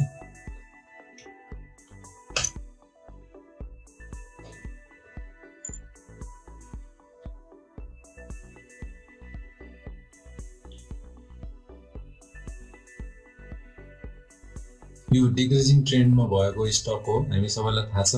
हेर्नुहोस् 44 डेज मुभिङ एभरेज पनि डिक्रिजिङ ट्रेन्डमा छ र डिक्रिजिङ ट्रेन्डमा हुँदै गर्दाखेरि सपोर्ट चाहिँ डिक्रिजिङ ट्रेन्डमा लिन खोजेको छ। तर मुभिङ एभरेज डाउन वा साइड लाइनमा भएको बेलामा त्यसले सपोर्ट नै लिएको अवस्थामा पनि ट्रेडरहरूले त्यहाँनिर डिसिजन लिन मिल्दैन भनेर भनिन्छ। त्यसकारण फर्स्ट रुल नै ब्रेक भएपछि सेकेन्ड रुलमा हामीले जानै मिल्दैन। त्यसकारण यदि यो इन्डिकेटरलाई फलो गर्ने हो भने एउटा त मिलेन तर दुईटा मिल्यो नि इन्डिकेटर भनेर लियो भने डिसिप्लिन तोडियो, रुल तोडिन्छ, जुन चाहिँ जब डिसिप्लिन तोडिन्छ त्यो ट्रेडमा लस हुने सम्भावना हुन्छ। त्यसैले हामी यसलाई लिँदैनौँ। बोलिङ्गर ब्यान्डले के भनिरहेको छ, बोलिङ्गर ब्यान्डले चाहिँ फेरि अहिले प्राइस चाहिँ अप्पर जोनमा पुगिसक्यो, ब्यान्ड न्यारो छ। यहाँबाट 570बाट र्याली लिनु सुरु गरेको, अझ 570 पनि होइन, यहाँबाट ग्याप डाउन भएर छ 550-52बाट र्याली लिनु सुरु गरेको, झन्डै 610 पुगिसकेको पनि पुगेको रहेछ। अहिले फेरि 579मा आएर बसेको रहेछ र डोजी फर्मेसन भएको छ। क्यान्डलस्टिकमा हेर्नुहोस्, डोजी भनेको डोजी त डोजी, तर कुन डोजी, लगभग ग्रेभिस्टोन डोजी फर्मेसन भएको छ। यो डेटमा धेरै बायरहरूको प्राइस रिजेक्सन धेरै छ र बायर र सेलरको फोर्सेस चाहिँ कन्सोलिडेसन भइरहेको अवस्था छ। त्यस्तो बेलामा ग्रेभिस्टोन डोजी फर्मेसन हुन्छ। ग्रेभिस्टोन डोजीमा लास्टमा 2:30 बजे 3 बजेतिर ट्रेडिङ अन्त्य हुने बेलातिर चाहिँ सेलर हाबी छ भनेर भनिरहेको अवस्था हो। त्यसकारण यो आइतबार अलिकति घट्न सक्छ यदि क्यान्डलस्टिक प्याटर्नको हामीले प्राइस एक्सनलाई मान्ने हो भने। र लगभग यहाँनिर रातो ठुलो क्यान्डल बनेको, त्यसपछि गएर ग्रीन क्यान्डल, त्यसपछि गएर दोजी, मतलब मार्केट चाहिँ पर्फेक्टली कन्सोलिडेसन भइरहेको छ यो प्राइसको लेभलमा भन्ने हो। र ट्रेडरहरूले अलिकति यसलाई वेट नै गर्नुपर्छ र अलिकति घट्न दिनुपर्छ। दोजीमा आएर फर्मेसन हुँदै गर्दाखेरि पनि अप्पर ब्यान्डको मा आएर पेन्ट्रेट भएको छ, प्राइस चाहिँ अप्पर ब्यान्डमा आएर अझ त्योभन्दा माथि नै टच भएको छ। र बोलिङ्गर ब्यान्डले पनि यो तल झर्न सक्ने इन्डिकेसन दिइरहेको छ भोलिटालिटी रेन्जको हिसाबले पनि। र दोजीले पनि ग्राभिस्टोन दोजी फर्मेसन भएको हुनाले यो अझ घट्न सक्छ भन्ने जस्तो सङ्केत दिइरहेको अवस्था छ हैन। र छोटो टर्ममै यहाँ गएर तपाईँलाई हेर्नुभयो भने जस्तो यहाँबाट र्याली लिन थालेको, मानिलिउँ यहाँबाट र्याली लिन थालेको,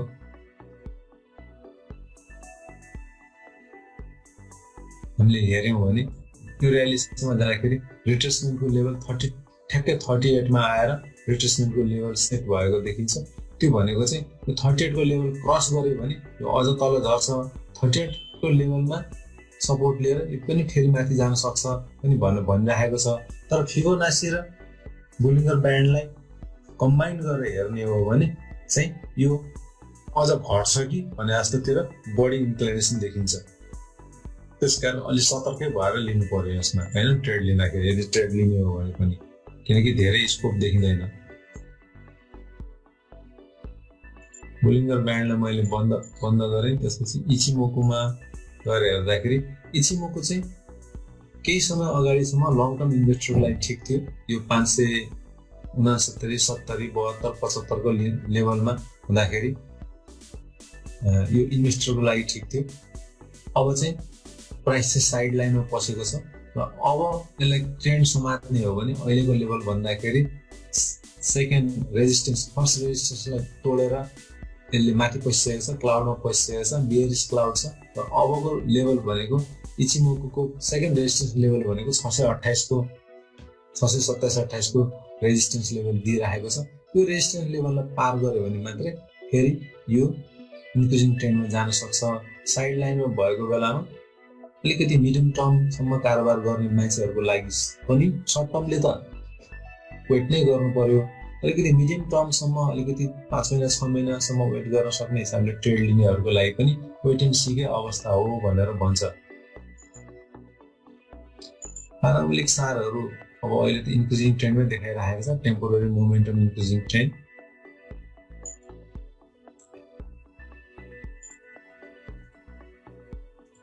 म्याकडीले इन्क्रिजिङको अवस्था हो भनेर भनिरहेको छ। र क्रसओभर आइसकेपछि 4 दिन अगाडि क्रसओभर आएको थियो। 4 दिन अगाडि क्रसओभर आएको प्राइसलाई हामीले हेर्ने हो भने यो लेभलमा प्राइस थियो, रेड दोजी फर्मेसन भएको रहेछ। 585 हुँदाखेरि क्रसओभर आइसकेको छ। र त्यो गरेको भएदेखि 2-3 दिनमै यसले 1500 रुपियाँको र्याली लिइसकेको देखिन्छ। र क्रसओभर आइसक्यो, अझै इन्क्रिजिङ ट्रेन्डमा छ, हिस्टोग्रामहरू लामो भइसकेका छन्, प्राइस अझै जिरो लेभलभन्दा तल छ। तर लङ टर्म इन्भेस्टरहरूलाई अझै पनि मौका हो हैन। ठ्याक्क यो बेलामा चाहिँ 585 को रेन्जमा चाहिँ मौका हो। तर 585 भर्सेस 579 धेरैको त फरक छैन, 14 रुपियाँको मात्रै छ। र स्ट्यान्डर्ड चार्टर्ड ब्याङ्क एउटा गुड ब्याङ्कको हिसाबले लङ टर्मको हिसाबले लिनुहुन्छ भने अझै पनि लङ टर्म इन्भेस्टरहरूलाई मौका छ। सर्ट टर्म ट्रेडरहरूलाई चाहिँ यसले त्यति धेरै र्याली दिन सक्दैन कि भन्ने देखाइरहेको छ है। किनकि प्राइस जिरो लेभलमा तल भएको भनेको इन्भेस्टर लङ टर्म इन्भेस्टरलाई मौका हो।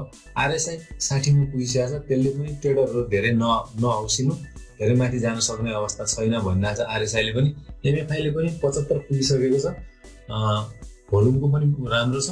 तर भोल्युम र प्राइस दुइटैको हिसाबले उत्कर्षमा अलिकति स्याचुरेसनमा पुग्न लाग्यो, सर्ट टर्म स्याचुरेसनमा पुग्न लाग्यो। अहिले वेट गर्नु भनेर भनिरहेको छ। सो ट्रेडरहरू वेट, इन्भेस्टरहरू क्यान चिनिङ हैन, त्यस्तो जस्तो देखायो। अब जाम हाम्रो एक्सेल फाइल तर्फ। हाम्रो साथीले डिमान्ड गर्नुभएको एसएचएल, प्रभु, एसएडिबिएल।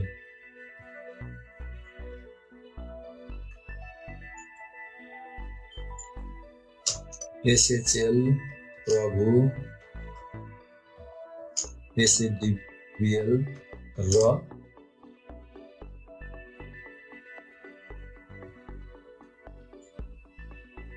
LBBL लुम्बिनी पनि आएको रहेछ LBBL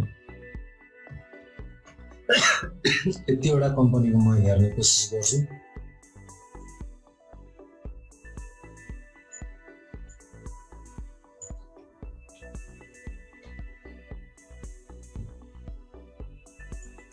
एसएसएल भने सोल्टी होटलकै हो एसएसएल नै भने हो नि त एसएसएल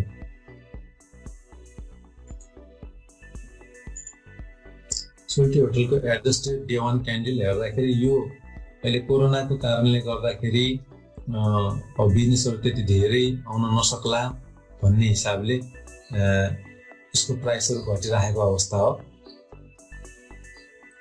अब अहिले कहाँनिर पुगेको छ हामी इन्डिकेटर लगाएर हेरौँ अब मुभिङ एभरेज लाउनै पर्दैन यो किनकि यो बियरिस जोनमा नै गएको देखाइरहेको छ हैन moving average 44 days moving average भन्दा 44 दिन एभरेज भन्दा तल तल नै प्राइस चलिरहेको छ हैन त्यो भनेको कम्तीमा 44 दिन भनेको अब 2 महिना भनौँ न 2 month moving average working days working कारोबार हुने दिनको हिसाबले हेर्दा झन्डै 2 महिनाको हिसाबले यो एभरेज भन्दा तल तल चलिरहेको छ अब एभरेज भन्दा तल तल चलिरहेको बेलामा लङ टर्म इन्भेस्टरको चाहिँ कान अलिकति ठाडो ठाडो हुनुपर्छ किनकि उनीहरूले क्याप्चर गर्ने मौका भनेकै त्यही हो हेर्नुहोस् त कति दिनदेखि बोलिङ्गर ब्यान्डको लोअर लेभललाई पेन्टेट गर्दै अलिकति माथि जाँदै फेरि पुल ब्याक लिँदै फेरि पुल ब्याक लिएर अझ यो गएको निषेधाज्ञा पछि को हुनुपर्छ यो कति दिनको बार छ यसमा म एकचोटि काउन्ट गर्न खोजिरहेको छु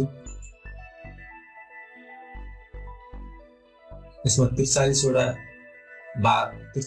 बार आएन के हो यसमा एकैछिन लिनु पर्यो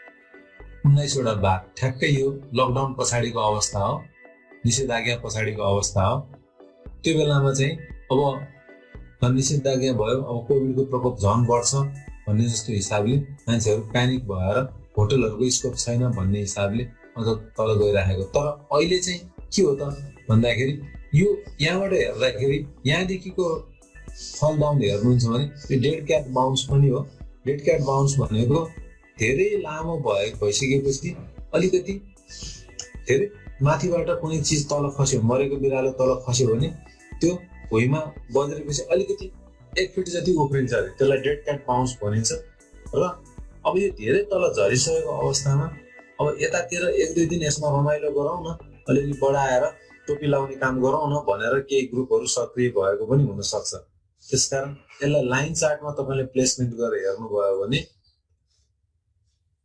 हेर्नुस् त यस्तो अवस्था देखिन्छ तल तल डाउन त्यसपछि तल आयो त्यसपछि यहाँनिरबाट आएपछि अलिकति डेड क्याट बाउन्स भयो तल फेरि तल आयो अहिले फेरि बुलिङ्गर ब्यान्डलाई क्रस गरेको छ अब होइन यो जेसुकै होस् हामीलाई लङ टर्ममा राख्नु छैन हामीलाई त कम छ त्यो गर्नु छ र सर्ट टर्ममा गर्नु छ भन्ने हो भने बुलिङ्गर ब्यान्डले रेन्ज चाहिँ राम्रै देखाइरहेको छ यति माथि गएको अहिले चाहिँ नि 190 मा आएर भएको छ यो यसमा फेरि तपाईले रेगुलर सेसनमा गर्नुहुन्छ भने 100 किता भन्दा बढी कम लिन पाइँदैन के अरे यसमा हैन त्यो कुरा अस्ति साथीहरुले पनि बताउनु भएको थियो र धेरै छैन 190 91 जम्मा 5 रुपैयाँ 5 रुपैयाँमा तपाईले कारोबार गर्नुपर्छ 5 रुपैयाँ भन्दै गर्दा अहिले 191 92 मा गर्दै गर्दाखेरि पनि 100 किता कम्तीमा लिनुपर्छ 19-20 हजार को तपाईले लगानी गर्नुपर्छ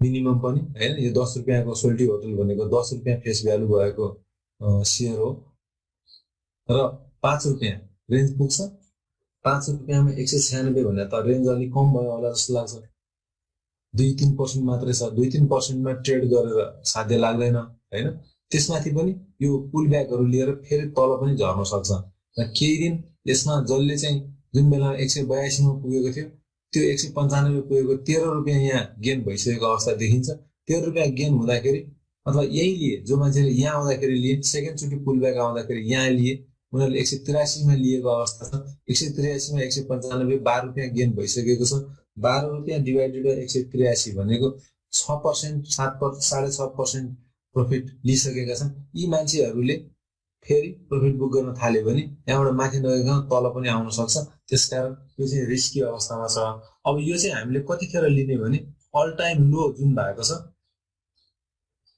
अल टाइम लो को सपोर्ट कहाँनिर छ एकैछिन है यो होइन। मैले यसमा एउटा होरिजेन्टल लाइन लिएर हेर्न खोजेको, यहाँ सपोर्टको लेभल राखिदिने हो भने यसले हिस्टोरिकल हिसाबले कहाँ कहाँ सपोर्ट लिएको देखिन्छ। वान अल टाइम लो, यहाँ यो भनेको यो सपोर्ट लेभलमा धेरै पटक 2020 सेप्टेम्बरतिर आएर धेरै पटक सपोर्ट लिएको रहेछ। त्यसकारण सपोर्ट लिएर माथि जाने तल झर्ने भइराखेको छ। त्यसकारण यसलाई एउटा सपोर्ट लेभल मानेर हेर्ने हो भने पनि यो धेरै माथि जाने जस्तो चाहिँ देखिँदैन। 191 भर्सेस 183 को सपोर्ट लेभल भनेको 14 रुपियाँ, 14 पनि होइन, 193, 183, 7, 8 रुपियाँ, 8 रुपियाँको मात्र मुभमेन्ट भएको देखिन्छ। 8 रुपियाँको मुभमेन्ट। अब तपाईँलाई बाँकी 6 रुपियाँको मुभमेन्ट छ, त्यो अलि धेरै नै रिस्की हुन्छ होला। जसले यो टोटलको पोर्टफोलियो एड गर्न चाहनुहुन्छ उहाँहरू चाहिँ केही समय कुरेर बुलिङ्गर ब्यान्डको तल्लो लेभललाई टच गर्न जाँदा राम्रो हुने कि जस्तो देखिन्छ मेरो हिसाबले चाहिँ, होइन। इचिमोकुले के भनिरहेको छ, इचिमोकुले चाहिँ प्राइस डिक्रिजिङ ट्रेन्डमै छ, लङ टर्म होल्डरहरूले लिँदाखेरि हुन्छ भनेर भनिरहेको हो। तर बटम पोइन्ट फिसिङ गर्न पनि त्यति धेरै सजिलो काम चाहिँ होइन। 183 रुपियाँमै बटम पोइन्ट फिसिङ गर्न त्यति सजिलो हुँदैन। त्यसकारण यदि लङ टर्मको पर्सपेक्टिभबाट लिनुहुन्छ भने अहिले पनि अपर्च्युनिटी छ, होइन। अझ तल लिनु भएको बेलामा लङ टर्म इन्भेस्टरहरूले चाहिँ थोरै थोरै, यदि यसको तपाईँले 500 किता 1000 किता आफ्नो पोर्टफोलियो राख्ने विचार गर्नुभएको छ भने 100 किता गर्दै लिनु होला, ताकि यहाँभन्दा माथि बढ्दै गयो भने तपाईँले त्यसलाई एज ए ट्रेडरको हिसाबले पनि युज गर्न सक्नुहुन्छ। अझ तल झऱ्यो भने 8-9 रुपियाँको त रेन्ज यहाँ पनि देखियो, अझ तल झऱ्यो भने फेरि 100 किता गरेर उठाउँदै जानु होला। त्यो स्ट्राटेजी लियो भने सेफ एन्ड सेक्युर दुइटै हुन सकिन्छ होला सोल्टी होटलको केसमा चाहिँ। पाराबोलिक सारले के भनिराखेको त, ट्रेन्ड रिभर्स भएको छ, यो अहिलेसम्म डाउन ट्रेन्डमा आयो र यो सर्ट टर्म मुभमेन्ट ट्रेन्ड चाहिँ सुरु भएको छ। यो ह्विप्सलाई पाराबोलिक सारले लिएन, डाउन ट्रेन्डकै हिसाबले बुझ्यो र अहिले चाहिँ अप ट्रेन्डमा गएको छ है भनेर भनिराखेको छ। जस्ट 2-3 दिन भयो पाराबोलिक सारको हिसाबले ट्रेन्ड रिभर्स भएको। अब पाराबोलिक सार पनि अलिकति ल्यागिङ इन्डिकेटर हो, त्यसो भएर धेरै फास्ट मुभमेन्टहरू क्याच गर्न हुन्छ भने पाराबोलिक सार इचिमोकुहरू हेर्नु हुँदैन। फास्ट मुभमेन्ट क्याच गर्न खोज्नेहरूले चाहिँ बुलिङ्गर ब्यान्ड नै हेर्ने हो र बुलिङ्गर ब्यान्डले चाहिँ त्यसमा 6 रुपियाँको मात्रै मार्जिन दिइराखेको छ, तपाईँले देखिसक्नुभयो। यसमा ल्यागिङ मुभिङ एभरेजको हिसाबले 3 दिन अगाडि आएको रहेछ, यो क्रसओभर आएको रहेछ। क्रसओभर आएको दिनको प्राइस र अरू दिनको प्राइस हेरौँ। क्रसओभर आएको दिनको price, closing price, high price 185 190 सम्म गएको र लो चाहिँ 185 सम्म र क्लोजिङ 187 मा भएको रहेछ। अहिलेको प्राइस के छ, 191। 87 र 91 भनेको 4 रुपियाँको मात्रै डिफरेन्स छ। त्यसकारण लगभग क्रसओभर आइसकेकै अवस्थामा प्राइस अहिले पनि धेरै माथि गएको छैन। यसले पनि के देखाउँछ भने प्राइस जिरो लेभलभन्दा धेरै तल छ, इन्भेस्टरहरूको लागि चाहिँ राइट टाइम हो भन्ने इन्डिकेट गरेको हो र ठ्याक्कै क्रसओभरकै लेभलमा छ। आरएसआई 48 मा गयो तर एमएफआई धेरै भयो, 64 मा गयो। मतलब भोल्युम चाहिँ धेरै आइराखेको छ। भोल्युम किन धेरै आइराखेको छ भन्ने कुरा गर्दा यसले यति लामो यो डाउन ट्रेन्ड लियो, करिब चाहिँ डाउन ट्रेन्डमा आउन थालेको चाहिँ फेब्रुअरी 21 देखि फेब्रुअरी, मार्च, अप्रिल, मे 4 महिना लगभगको डाउन ट्रेन्ड भोगिराखेको छ। यो बेलामा अलिकति पनि उठ्न थालेको बेलामा मान्छेहरू मौका यही हो, एक्जिट, म फसेको थिएँ यसमा, एक्जिट भनिरहेको अवस्था हुन सक्छ। त्यो भएर भोल्युम बढी आएको हुन सक्छ। भोल्युमलाई एकचोटि हेरौँ। भोल्युम आफैमा न्युट्रल इन्डिकेटर हो, होइन। हेर्नुहोस् त, यसले 20 दिनको भोल्युम लिँदाखेरि मैले अलिकति मेजर गरेर हेर्न चाहेँ। यहाँदेखि 20 दिन 16, 17, 18, 19, 20 बार यहाँसम्मको यसले हिसाब हेरिराखेको छ। त्यो गर्दाखेरि यो पहिलाको तुलनामा चाहिँ भोल्युम कम आएको, त्यो भएर एमएफआई घटेको हो। तर धेरै नै कम छैन। मान्छेहरूले चाहिँ अब जो फसेको महसुस गरिराखेको थियो उनीहरूले अलिकति मात्रै मुभमेन्ट आउँदा पनि फालिदिउँ यसलाई, अब यसको स्कोप छैन भन्ने हिसाबले पर्सिभ गरेको हुनसक्छ। मास साइकोलोजीलाई हामीले हेर्ने हो भने एडिएक्सले यसलाई डिक्रिजिङ ट्रेन्डमा छ भनेर देखाइराखेको छ। हेर्नुहोस् ब्राउन लाइन माथि छ तर ठ्याक्कै ट्याङ्गल भएको अवस्था छ र एक दिन अगाडि अहिले ठ्याक्कै ट्याङ्गल भएर अब यही हिसाबले गयो भने इन्क्रिजिङ ट्रेन्ड माथि जान्छ है, तर अहिलेसम्म चाहिँ डिक्रिजिङ ट्रेन्ड नै हो भन्ने आएको छ। र डिक्रिजिङ ट्रेन्ड चाहिँ एउटा नर्मल ट्रेन्ड अलिकति विक, नर्मल भन्दा अलिकति विक ट्रेन्डमा छ भनेर देखाइराखेको छ।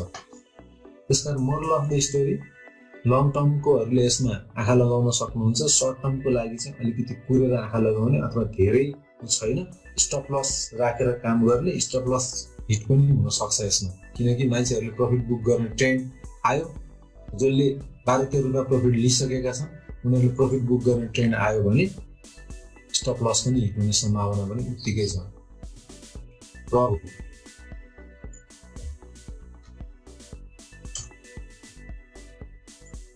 कमर्सियल ब्याङ्क मैले भोल्युमलाई बन्द गरेँ। यसमा पनि मुभिङ एभरेज पक्का पनि डाउन नै देखिनुपर्छ। मुभिङ एभरेज साइड लाइनमा छ, साइड लाइनमा हामीले लिन मिल्दैन, तर अलिकति यहाँ इन्क्रिजिङ ट्रेन्ड यहाँदेखि लिन त थाल्यो, तर यसलाई 44 दिन अगाडिसम्म गएर स्टडी गर्नुपर्ने भएको हुनाले 44 दिनको एभरेज लिँदाखेरि यसलाई चाहिँ डाउन ट्रेन्डमै भन्नुपर्छ। यो रुल हामी तोड्दैनौँ, यसमा जान सकिँदैन। बोलिङ्गर ब्यान्डलाई हेर्दाखेरि यो माथि नै गइसकेको देखिन्छ, ब्यान्ड जो न्यारो छ।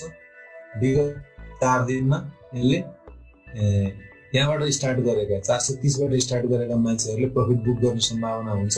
अब 1 दिन 2 दिन 3 दिन अप्पर ब्यान्डलाई पेन्ट्रेट गरिसकेको छ, यो भोलिटालिटीको रेन्जमा आउने हो भने प्राइस घट्छ भनेर इन्डिकेट गरिराखेको छ।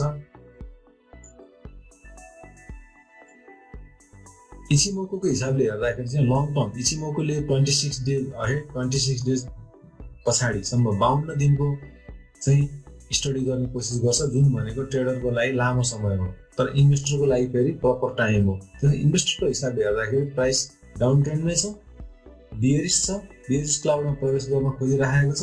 लङ टर्मको हिसाबले लिने हो भने अहिले पनि ठिक छ भनेर भनिराखेको छ। So short term no, long term यस भने जस्तो इन्डिकेट गर्यो। यसको कम्बाइन्ड गर्दाखेरि पाराबोलिक चार्टले यसलाई अप्पर ट्रेन्डमा छ भनेर भनिराखेको छ। कति समयदेखि अप्पर ट्रेन्ड, केही समयदेखि अप्पर ट्रेन्डमै छ भनेर भनिराखेको छ। र यसको र्याली यहाँदेखि गएर यसलाई म बोलिङ्गर ब्यान्ड पनि सँगै लगाएर यसलाई फिबोनासीमा हेर्न सक्छु कि यहाँबाट अप ट्रेन्ड गयो भनेदेखि यसलाई यहाँसम्म गएर हेऱ्यो भने यसलाई अलिकति म जुम गर्छु। जुम गर्दाखेरि चाहिँ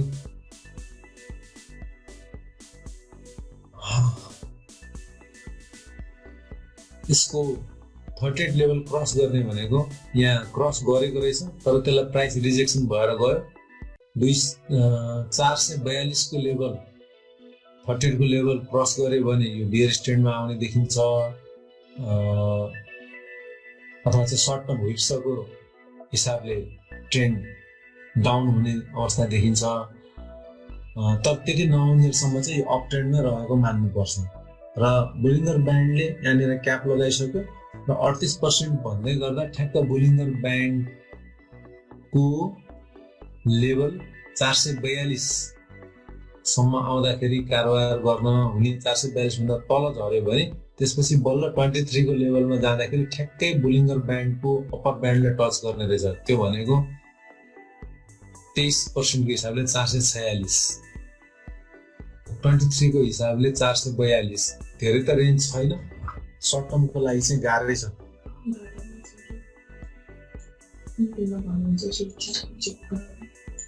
केमा रङ डाटा भएछ त्यो एकछिन च्याटमा चेक गर्नु भन्ने मेसेज आएछ। के रङ भयो, कुन चाहिँमा रङ भयो? सिआइटी को रङ हो भने तपाईँले स्मार्ट वेब वेल्थ प्रोमा रङ छ भने अर्को डेटा हेर्नु होला। यो कहिलेको डाटा पर्यो? ए पक्नु सर, यो के भयो? यो कुन डेटको डाटा पर्यो? एकैछिन, यो त 20 मे।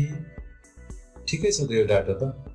प्रभुको एडजस्टेड सिआइटी को चाहिँ बिचमा केही उसको डाटा टुटेको छ होइन, त्यो चाहिँ मैले हामीले अस्ति पनि भनिसकेको हो। आज हामीले सिआइटी उठाएका छैनौँ, तर यसमा हेर्दाखेरि एडजस्टेडमै छ, डे क्यान्डलमै छ र प्रभुको डाटा पनि 20 मेमै छ त। 20 मे भनेको लास्ट होइन, आज शनिबार 22 हो, हिजो कारोबार भएन, ठिकै छ त, यो त ठिकै लागिरहेछ होइन।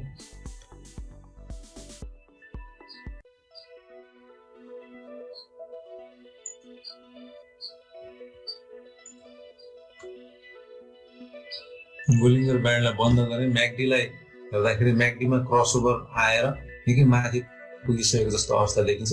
हिस्टोग्रामहरू धेरै बुलिस भइसकेका छन्, बिस्तारै यो बियरिसतिर झर्न सक्ने अवस्था देखिन्छ। प्राइस चाहिँ 0 लाइन भन्दा तल छ, तर लङ टर्मको लागि अझै अपर्च्युनिटी हो। तर अब यहाँबाट लङ टर्मको साथीहरूले बोलिङ्गर ब्यान्डको अप्पर ब्यान्डलाई क्रस गरेर तल झर्यो भने ट्रेडरले पनि त्यसमा आँखा लगाउन सक्नुहुन्छ, किन आँखा लगाउन सक्नुहुन्छ। के हो, कोही साथीले मलाई फोन गरिराख्नु भएको छ, के हो डाटा रङ भयो हजुर, के भयो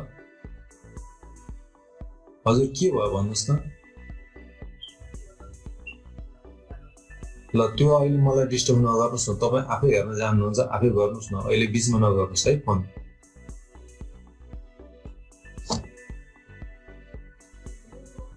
सोल्टी होटलको केही रङ भयो भनिराख्नु भएको छ, त्यो उहाँहरू आफैले रङ भयो भन्ने साथीले त आफैले हेरेर भइहाल्यो नि। सोल्टी होटलको डेटा कहाँनिर रङ भयो, डाटा पुरानो आइरहेको छ कि 16 मेको आइरहेको देखाइरहेको छ। डाटा यहाँ टुटेको हुनसक्छ, 16 मेको डाटा आइरहेको देखायो, 17, 18, 19, 20 सम्म जानुपर्ने। यो चाहिँ अब जो साथीले देख्नुभयो उहाँहरूले स्मार्ट वेल्थको टिमलाई फिडब्याक दिनु होला।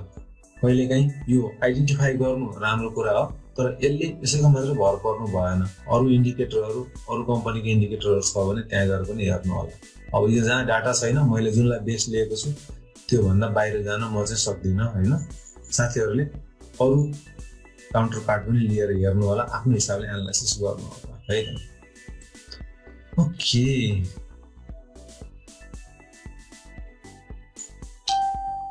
एसएडिबिएल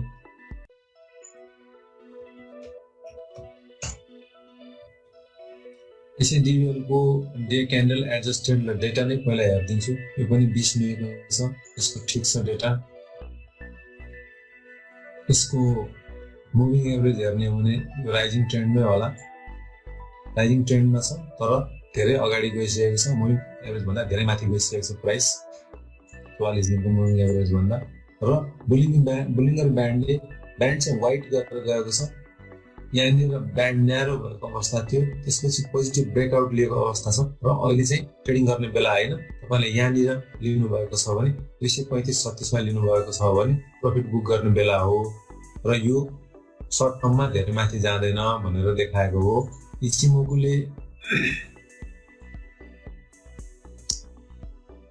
प्राइस क्लियरली इन्क्रिजिङ ट्रेन्डमा छ भनेर देखाइरहेको छ।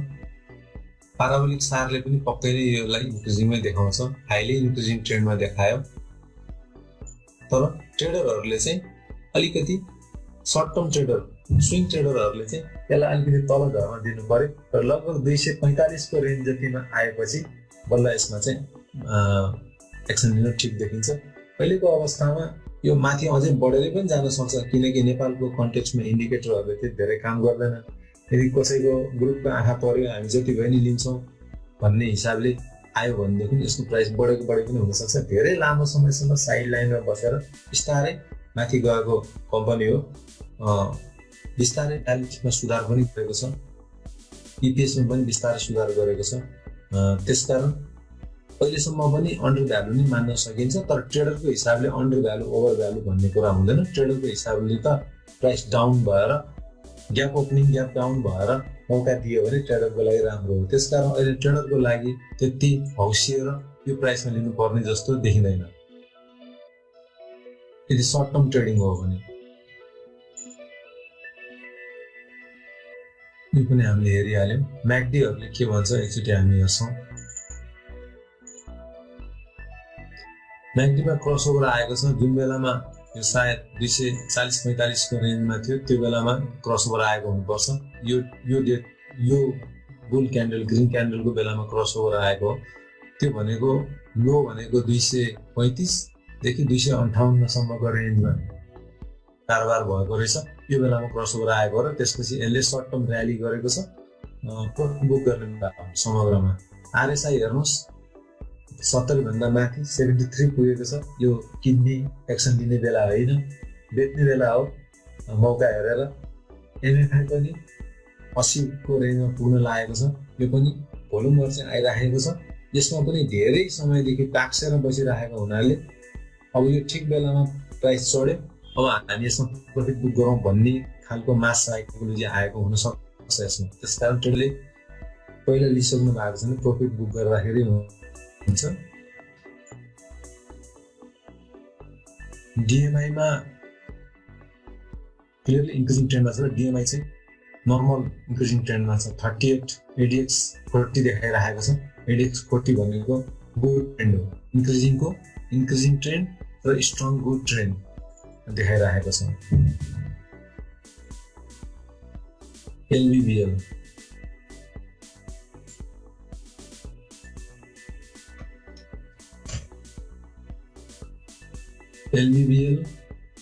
र डाटा नै हेरौँ। यहाँ के डाटाहरू मिसिङ, कुनै कम्पनीको डाटा मिस भएको देखियो कि होइन। अब त्यो अहिले पनि हेर्नु पर्ला। 16 मेसम्म त देखियो। 16 मे भन्दा यता कारोबारै नभएको पनि हुनसक्छ। त्यस्तो नभएर डाटा मिसिङ पनि हुनसक्छ। मलाई स्मार्ट प्रोको टिमले एउटा मेसेज पठाएको जस्तो लाग्थ्यो होइन, जेनरल मेसेज। हुन त हामी यसमा नेपाली पेसाको टिमले धेरै काम गर्दैन, यसको हेर्ने व्यवस्थापन हेर्ने काम पनि छुट्टै छ। तर नेप्सीको डाटा स्क्रैम्बल भएको कारणले गर्दाखेरि डाटामा अलिकति समस्या आइरहेको छ भनेर एउटा नोटिस पठाएको जस्तो लाग्छ मलाई। कता एकचोटि हेर्नु होला है तपाईँहरूले पनि। यो 19 मे 20 मेकै डाटा छ। यसमा ठिक छ डाटा चाहिँ। मुभिङ एभरेज यसको राम्रो इन्क्रिजिङ ट्रेन्डमा देखायो, तर अहिले चाहिँ मुभिङ एभरेज भन्दा धेरै माथि गइसकेको छ। 44 डेजको हिसाबले हामी गर्न सक्दैनौँ।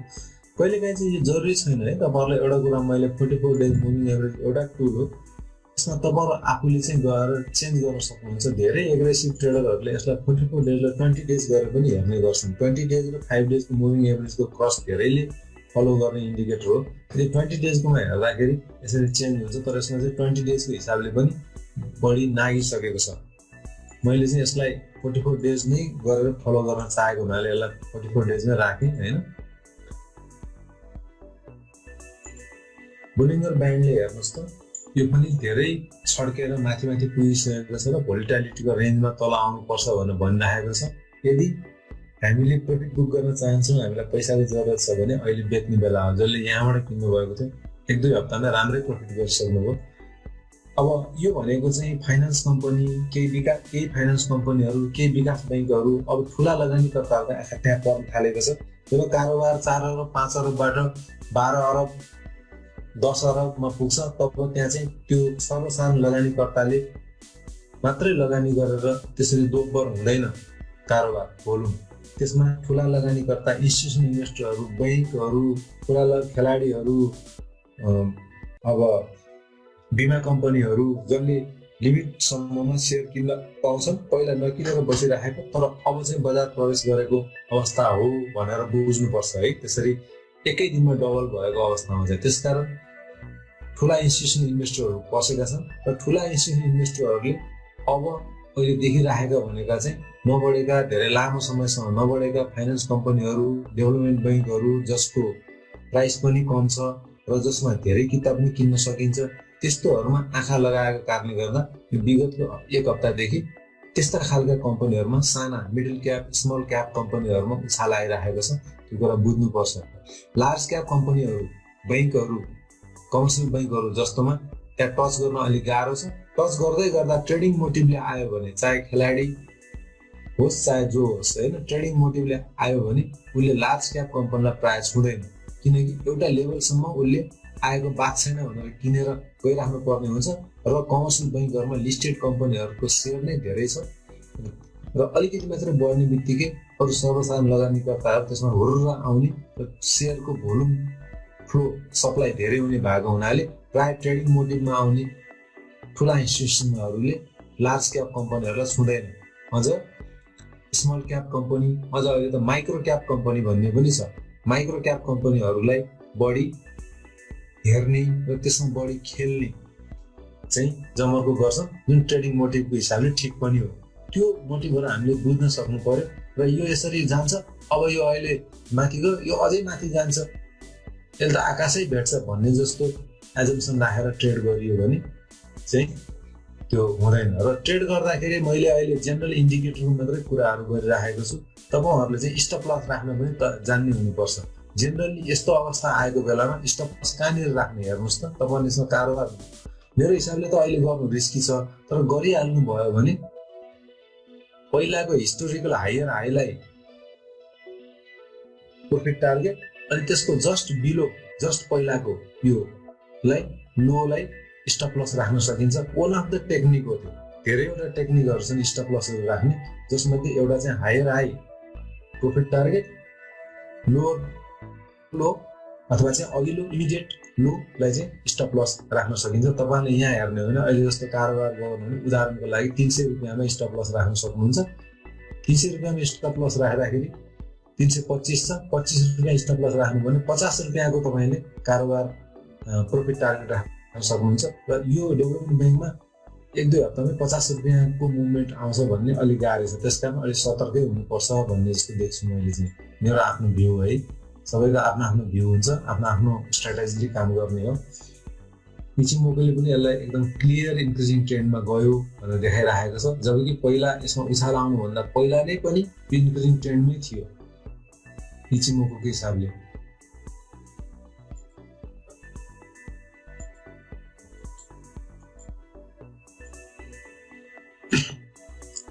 यसमा पनि 4 दिन अगाडि क्रसओभर आएको अवस्था देखियो र त्यो बेलामा लिने मान्छेहरूले अहिले प्रॉफिट बुक गर्न थालिसके र आरएसआई 71-70 क्रस गर्यो, एमएफआई 670 पुग्न लाग्यो। त्यसकारण चाहिँ यो चाहिँ रिस्की जोनमा गइसकेको छ, यसमा ट्रेड नगर्नु भनेको। डिएमआईले 35.4 भनेको क्लियर इन्क्रिजिङ ट्रेन्डमा छ र निकै स्ट्रङ ट्रेन्डमा छ। 50 सम्ममा त्यसलाई नर्मल स्ट्रङ ट्रेन्ड भनेर मानिन्छ। यो स्ट्रङ ट्रेन्डमा जाने लाइनमा छ यही हिसाबले गयो भने। तर सर्ट टर्म ट्रेडिङको लागि बोलिङ्गर ब्यान्डले चाहिँ यहाँनिर क्याप ल्याइदिइसकेको अवस्था छ, यसलाई बुझौँ। ल साथीहरू, यति मैले हेरेँ, यति गर्दै गर्दा पनि 9 बज्न लागिसक्यो। अब साथीहरूको अनलाइनर हेर्ने हो भने यहाँ केही साथीहरूले अलिकति चलखेल गरेर सिआइटी के लेख्नु भएको थियो, त्यसलाई हेर्ने हो भने हेरौँ। अनलाइनर टु लाइनरको हिसाबले हामीले लेख्यौँ, साह्रै फ्याँकिदियो भनेर चित्त दुखाउनु होला होइन। हुन त मेरो फेभरेट कम्पनीहरू नै परेको छ, तैपनि जे नगर्नु भन्नुभएको त्यही गरेको हुनाले, साथीहरूले गर्नुभएको हुनाले मैले त्यसलाई हटाइदिएको। म अनलाइनर मात्रै हेर्न चाहन्छु। अनलाइनर भनेको म बुलिङ्गर ब्यान्डबाट मात्रै हेर्छु, ट्रेडरको पर्सपेक्टिभबाट। सिआइटी ट्रेडिङ नै गर्नुहुन्छ भनेदेखि अहिले गुड रेन्जमा छ। एक्चुअली 4200 सम्म पुगिसकेको थियो, 4300 सम्म पनि पुगिसकेको अवस्था थियो। 4300 होइन, 4200 हाई भनेको 4358 सम्म पुगेको अवस्था रहेछ। क्लोजिङ चाहिँ जुन बेलामा 4358 गयो त्यो बेलामा चाहिँ 4159 मा आएर बसेको रहेछ र अहिले बोलिङ्गर ब्यान्डको तल्लो पोइन्टमा छ। यदि तपाईँहरू अहिले लिनुहुन्छ भने यो 3504 रुपियाँमा मान्छेहरूले कटर प्राइस पारेका छन्, त्यतिसम्म तल गएर बााउन्स भएको हो।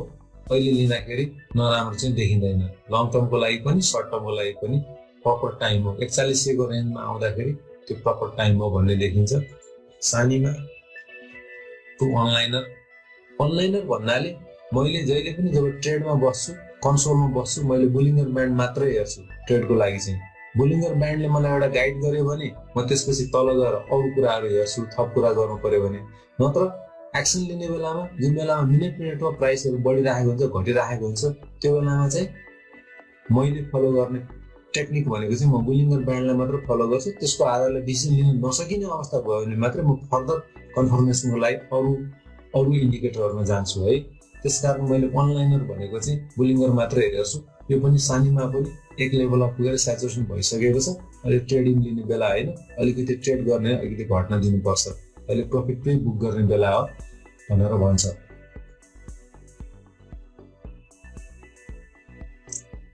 सिबिबिएल पनि देख्नु भएको रहेछ।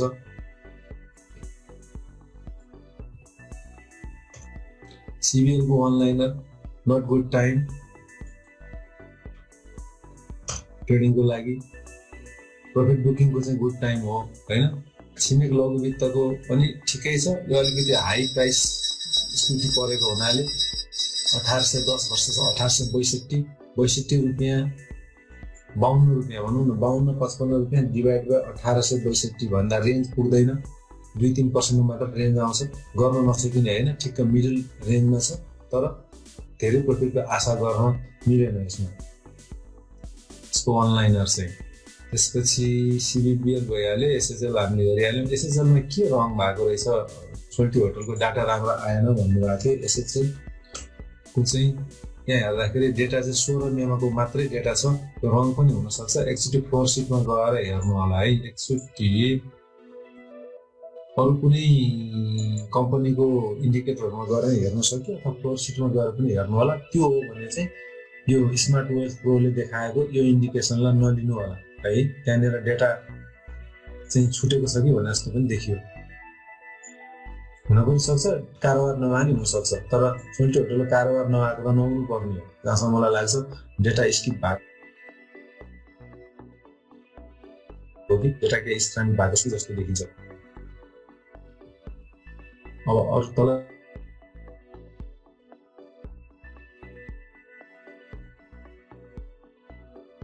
जाँदा सिआइटी सिबिएल मेगा भन्नुहुन्छ त्यहाँ साथीहरूले होइन, त्यो चाहिँ नहुने होला। मैले अनलाइनर मात्रै हेर्न खोजिरहेको छु। मेगा पनि नट गुड टाइम। एनबिबी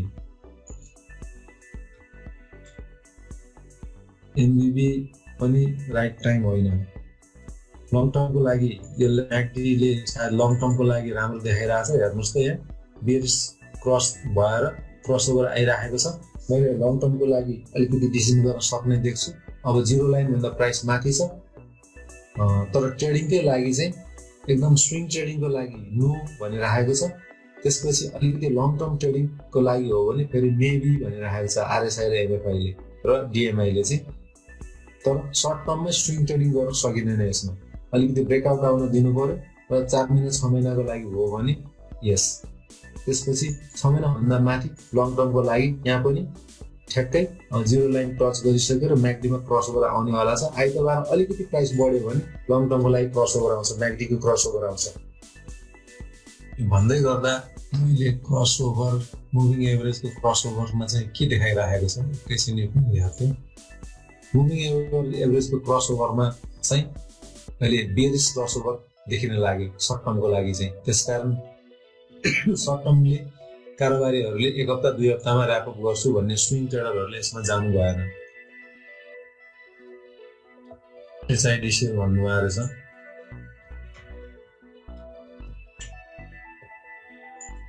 ल साथीहरू, अब म धेरै लिन चाहिँ भ्याउँदिनँ। एचआइडिसिएल पनि प्रफिट बुक गर्ने बेला हो, र्याली गरिरहेछ, प्रफिट बुक गर्ने बेला हो। तर यस्तो पनि हुनसक्छ, यहाँ हेर्नुहोस् यसरी छड्कियो, अलिकति करेक्सन भयो, फेरि माथि आयो, फेरि अलिकति करेक्सन भयो, फेरि अलिकति माथि आयो। यो माथि अलिकति करेक्सन भएर फेरि माथि जान सक्छ। तर सर्ट टर्मको लागि चाहिँ त्यति भन्दै गर्दाखेरि पनि यहाँ 20-30 रुपियाँको फरक आइसक्छ र 20-30 रुपियाँ भनेको 4-5% प्रफिट बुक गर्ने मान्छेहरूको स्टप लस हिट हुन सक्छ। त्यो भएर त्यस्तो अवस्थामा स्टप लस हिट हुन सक्छ, माथि नजानुस्, अहिले कारोबार नगर्नुस् भन्ने कारण चाहिँ त्यो है। तर त्यसलाई तपाईँहरू आफ्नो स्ट्राटेजीसँग मिलाएर हेर्नु होला। र साथीहरू, अब जम्मै नै त हेर्नु भ्याइँदैन। म केही क्वेसनहरू छ भने यसो लिन आउँछु, छैन भनेदेखि चाहिँ त्यसपछि 1-2वटा क्वेसनहरू लिएर। एचडिएल प्लिज गर्नुभएको छ त्यहाँ साथीहरूले। यो चाहिँ प्लिज साथीहरू तपाईँहरू आफैले हेरिदिनु पर्छ, आफैले सिक्नु पर्यो साथीहरू। अलिअलि ट्रेनिङ लिनु पर्यो। ट्रेनिङ लिनु भएको छैन भने पनि यो 1-2वटा बुलिङ्गर ब्याङ्कको बारेमा, म्याक्डीको बारेमा हेर्नु पर्यो है। युट्युबहरू हेर्नु पर्यो, सिक्नु पर्यो। This is not rocket science, सिक्नु पर्यो।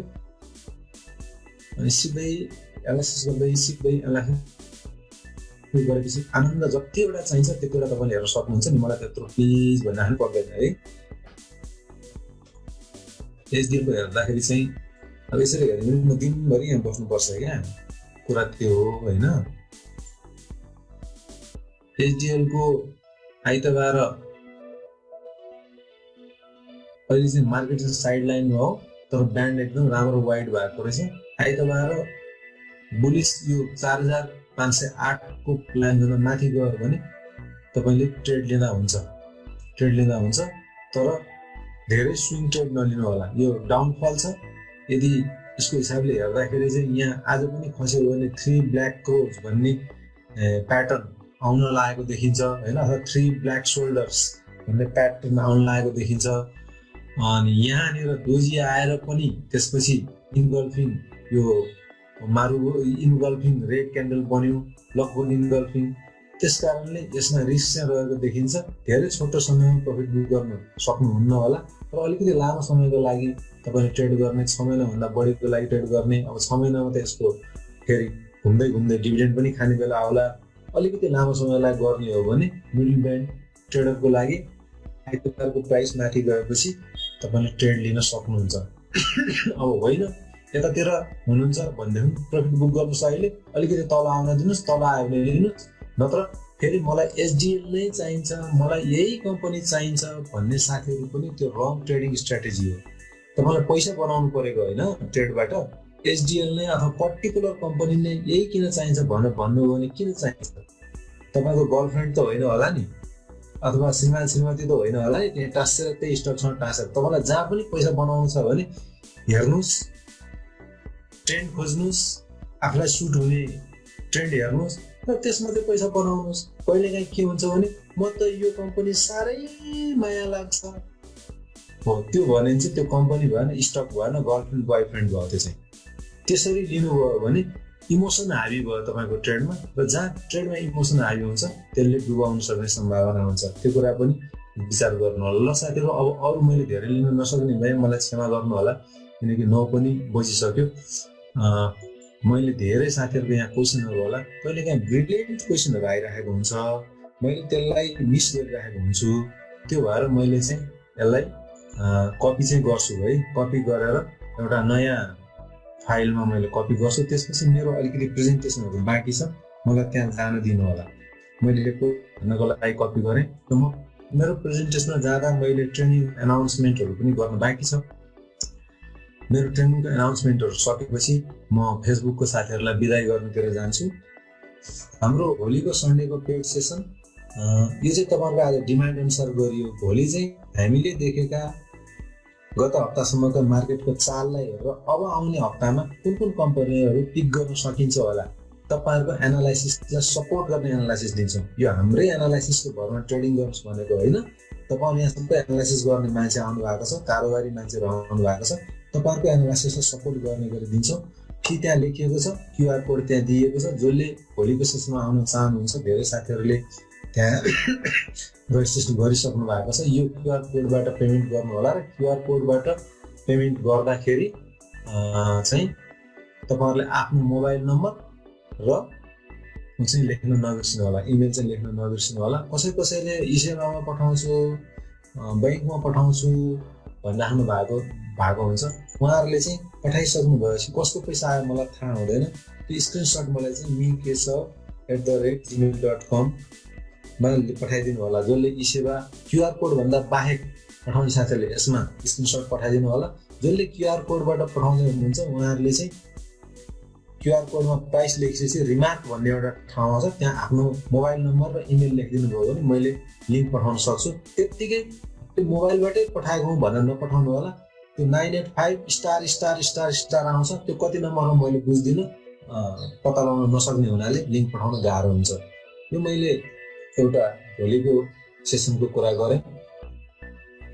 त्यसपछि यसमा चाहिँ हामी भोलि हाइब्रिडा कम्पनीहरू धेरैवटा स्ट्राटेजीहरू लगाउँछौँ है। बुलिस बेयरिस क्रसओभरको कम्पनीहरू, लङ टर्मको लागि कुन कम्पनीहरू यो हप्तासम्म आउँदा कोही पुरानाहरू तल झरे होलान्, नयाँहरू माथि चढे होलान्। अहिलेको फ्रेस ताजा अवस्था के छ लङ टर्म बाई गर्ने हो भने त्यो हामी बताउँछौँ। बेस्ट म्युचुअल फन्डहरू कुन कुन देखिन्छ विभिन्न डाइमेन्सनको हिसाबले। बेस्ट भन्नाले त्यही किन्नुपर्छ भने होइन, तपाईँको रणनीतिसँग मिलाएर किन्ने हो। तर हेर्दाखेरि स्क्रिनिङ गर्दाखेरि कुन कुन कम्पनी पर्यो त्यो कुराहरू गर्छौँ। विकली स्ट्राटेजी यो हप्ताभरि हामीले कुन स्ट्राटेजीमा जाने त, एग्रेसिभ स्ट्राटेजीमा जाने कि मोडरेटमा जाने कि हाम्रो के हुनुपर्ने भ्यू पोइन्ट, त्यो कुराहरू पनि बताउँछौँ। र यो वैशाख भएछ, यो डेटमा नजानु होला, वैशाख त होइन भोलि होइन, त्यो गर्नु होला। र भोलि हुन्छ, यहाँ चेन्ज गर्नु बिर्सिएछ।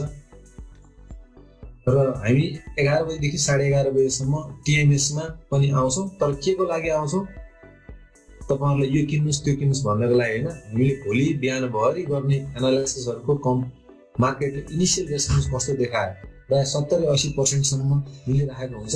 तर हप्ताभरि कारोबार गरेर कति कमाइन्छ त्यसको आधारले मात्रै कति मिल्यो भन्न सकिन्छ। जेनरली 55देखि 60% मिलिरहेकै हुन्छ र मिले त्यति नै हो, त्योभन्दा बढी टेक्निकल एनालाइसिसले मिलाउन सकिँदैन। सबसे एक्सपर्ट मान्छे आयो भने पनि त्यही 60% मिल्ने हो होइन। त्यो कुरालाई विचार गर्नु होला भोलि। अनि जो साथीहरू आउनुहुन्छ उहाँहरूले सेम लिङ्कमा बिहान गरेको कम्पनीको एनालाइसिसमा मार्केटले इनिसियल रेस्पोन्स के दियो भन्ने कुराहरू चेक गर्न आउँछौँ। त्यो ट्रेडिङ कन्सोलमा आउन सक्नुहुन्छ। कहिलेकाहीँ ठ्याक्क मौका पर्यो भने हामीले ट्रेड पनि गर्छौँ त्यसमा, अनि तपाईँहरूले के ट्रेड भइरहेको छ भन्ने यसो हेर्न पनि सक्नुहुन्छ। तर बहुत लिमिटेड टाइममा आउँछ। तर त्यो हाम्रो ट्रेडिङबाट इन्फ्लुएन्स भएर आफ्नो ट्रेड नगर्नु होला, आफ्नो स्ट्राटेजी बनाउनु होला साथीहरू है। भोलिको कुरा गरेँ र अब अलिकति यो 3 हप्ते ट्रेनिङको कुरा हामीले गर्छौँ। 3 हप्ते ट्रेनिङमा चाहिँ हामीले मार्केटमा ह्यान्ड होल्डिङ यस्तो मान्छेहरूको लागि जसले बेसिक ट्रेनिङ लिनुभएको छ, फन्डामेन्टल ट्रेनिङ लिनुभएको छ, तर मार्केटमा पस्दै गर्दाखेरि उहाँको खुट्टा खान्छ, मुटु ढुकढुक गर्छ, कन्फिडेन्स हुँदैन भने उहाँहरूलाई बिस्तारै हात समातेर मार्केटमा सानो सानो कारोबारको माध्यमबाट प्र्याक्टिकल्ली सिकाउनको लागि अलिकति लामो समयको गर्ने ट्रेनिङ हो। र यसमा चाहिँ हामीले स्टार्टिङ कहाँबाट गर्छौँ, म्युचुअल फन्डहरू बेस्ट पिक कसरी गर्ने, यसमा हामीले सेयर भनेको के हो, डिभेन्चर भनेको के हो त्यो हामी गर्दैनौँ है।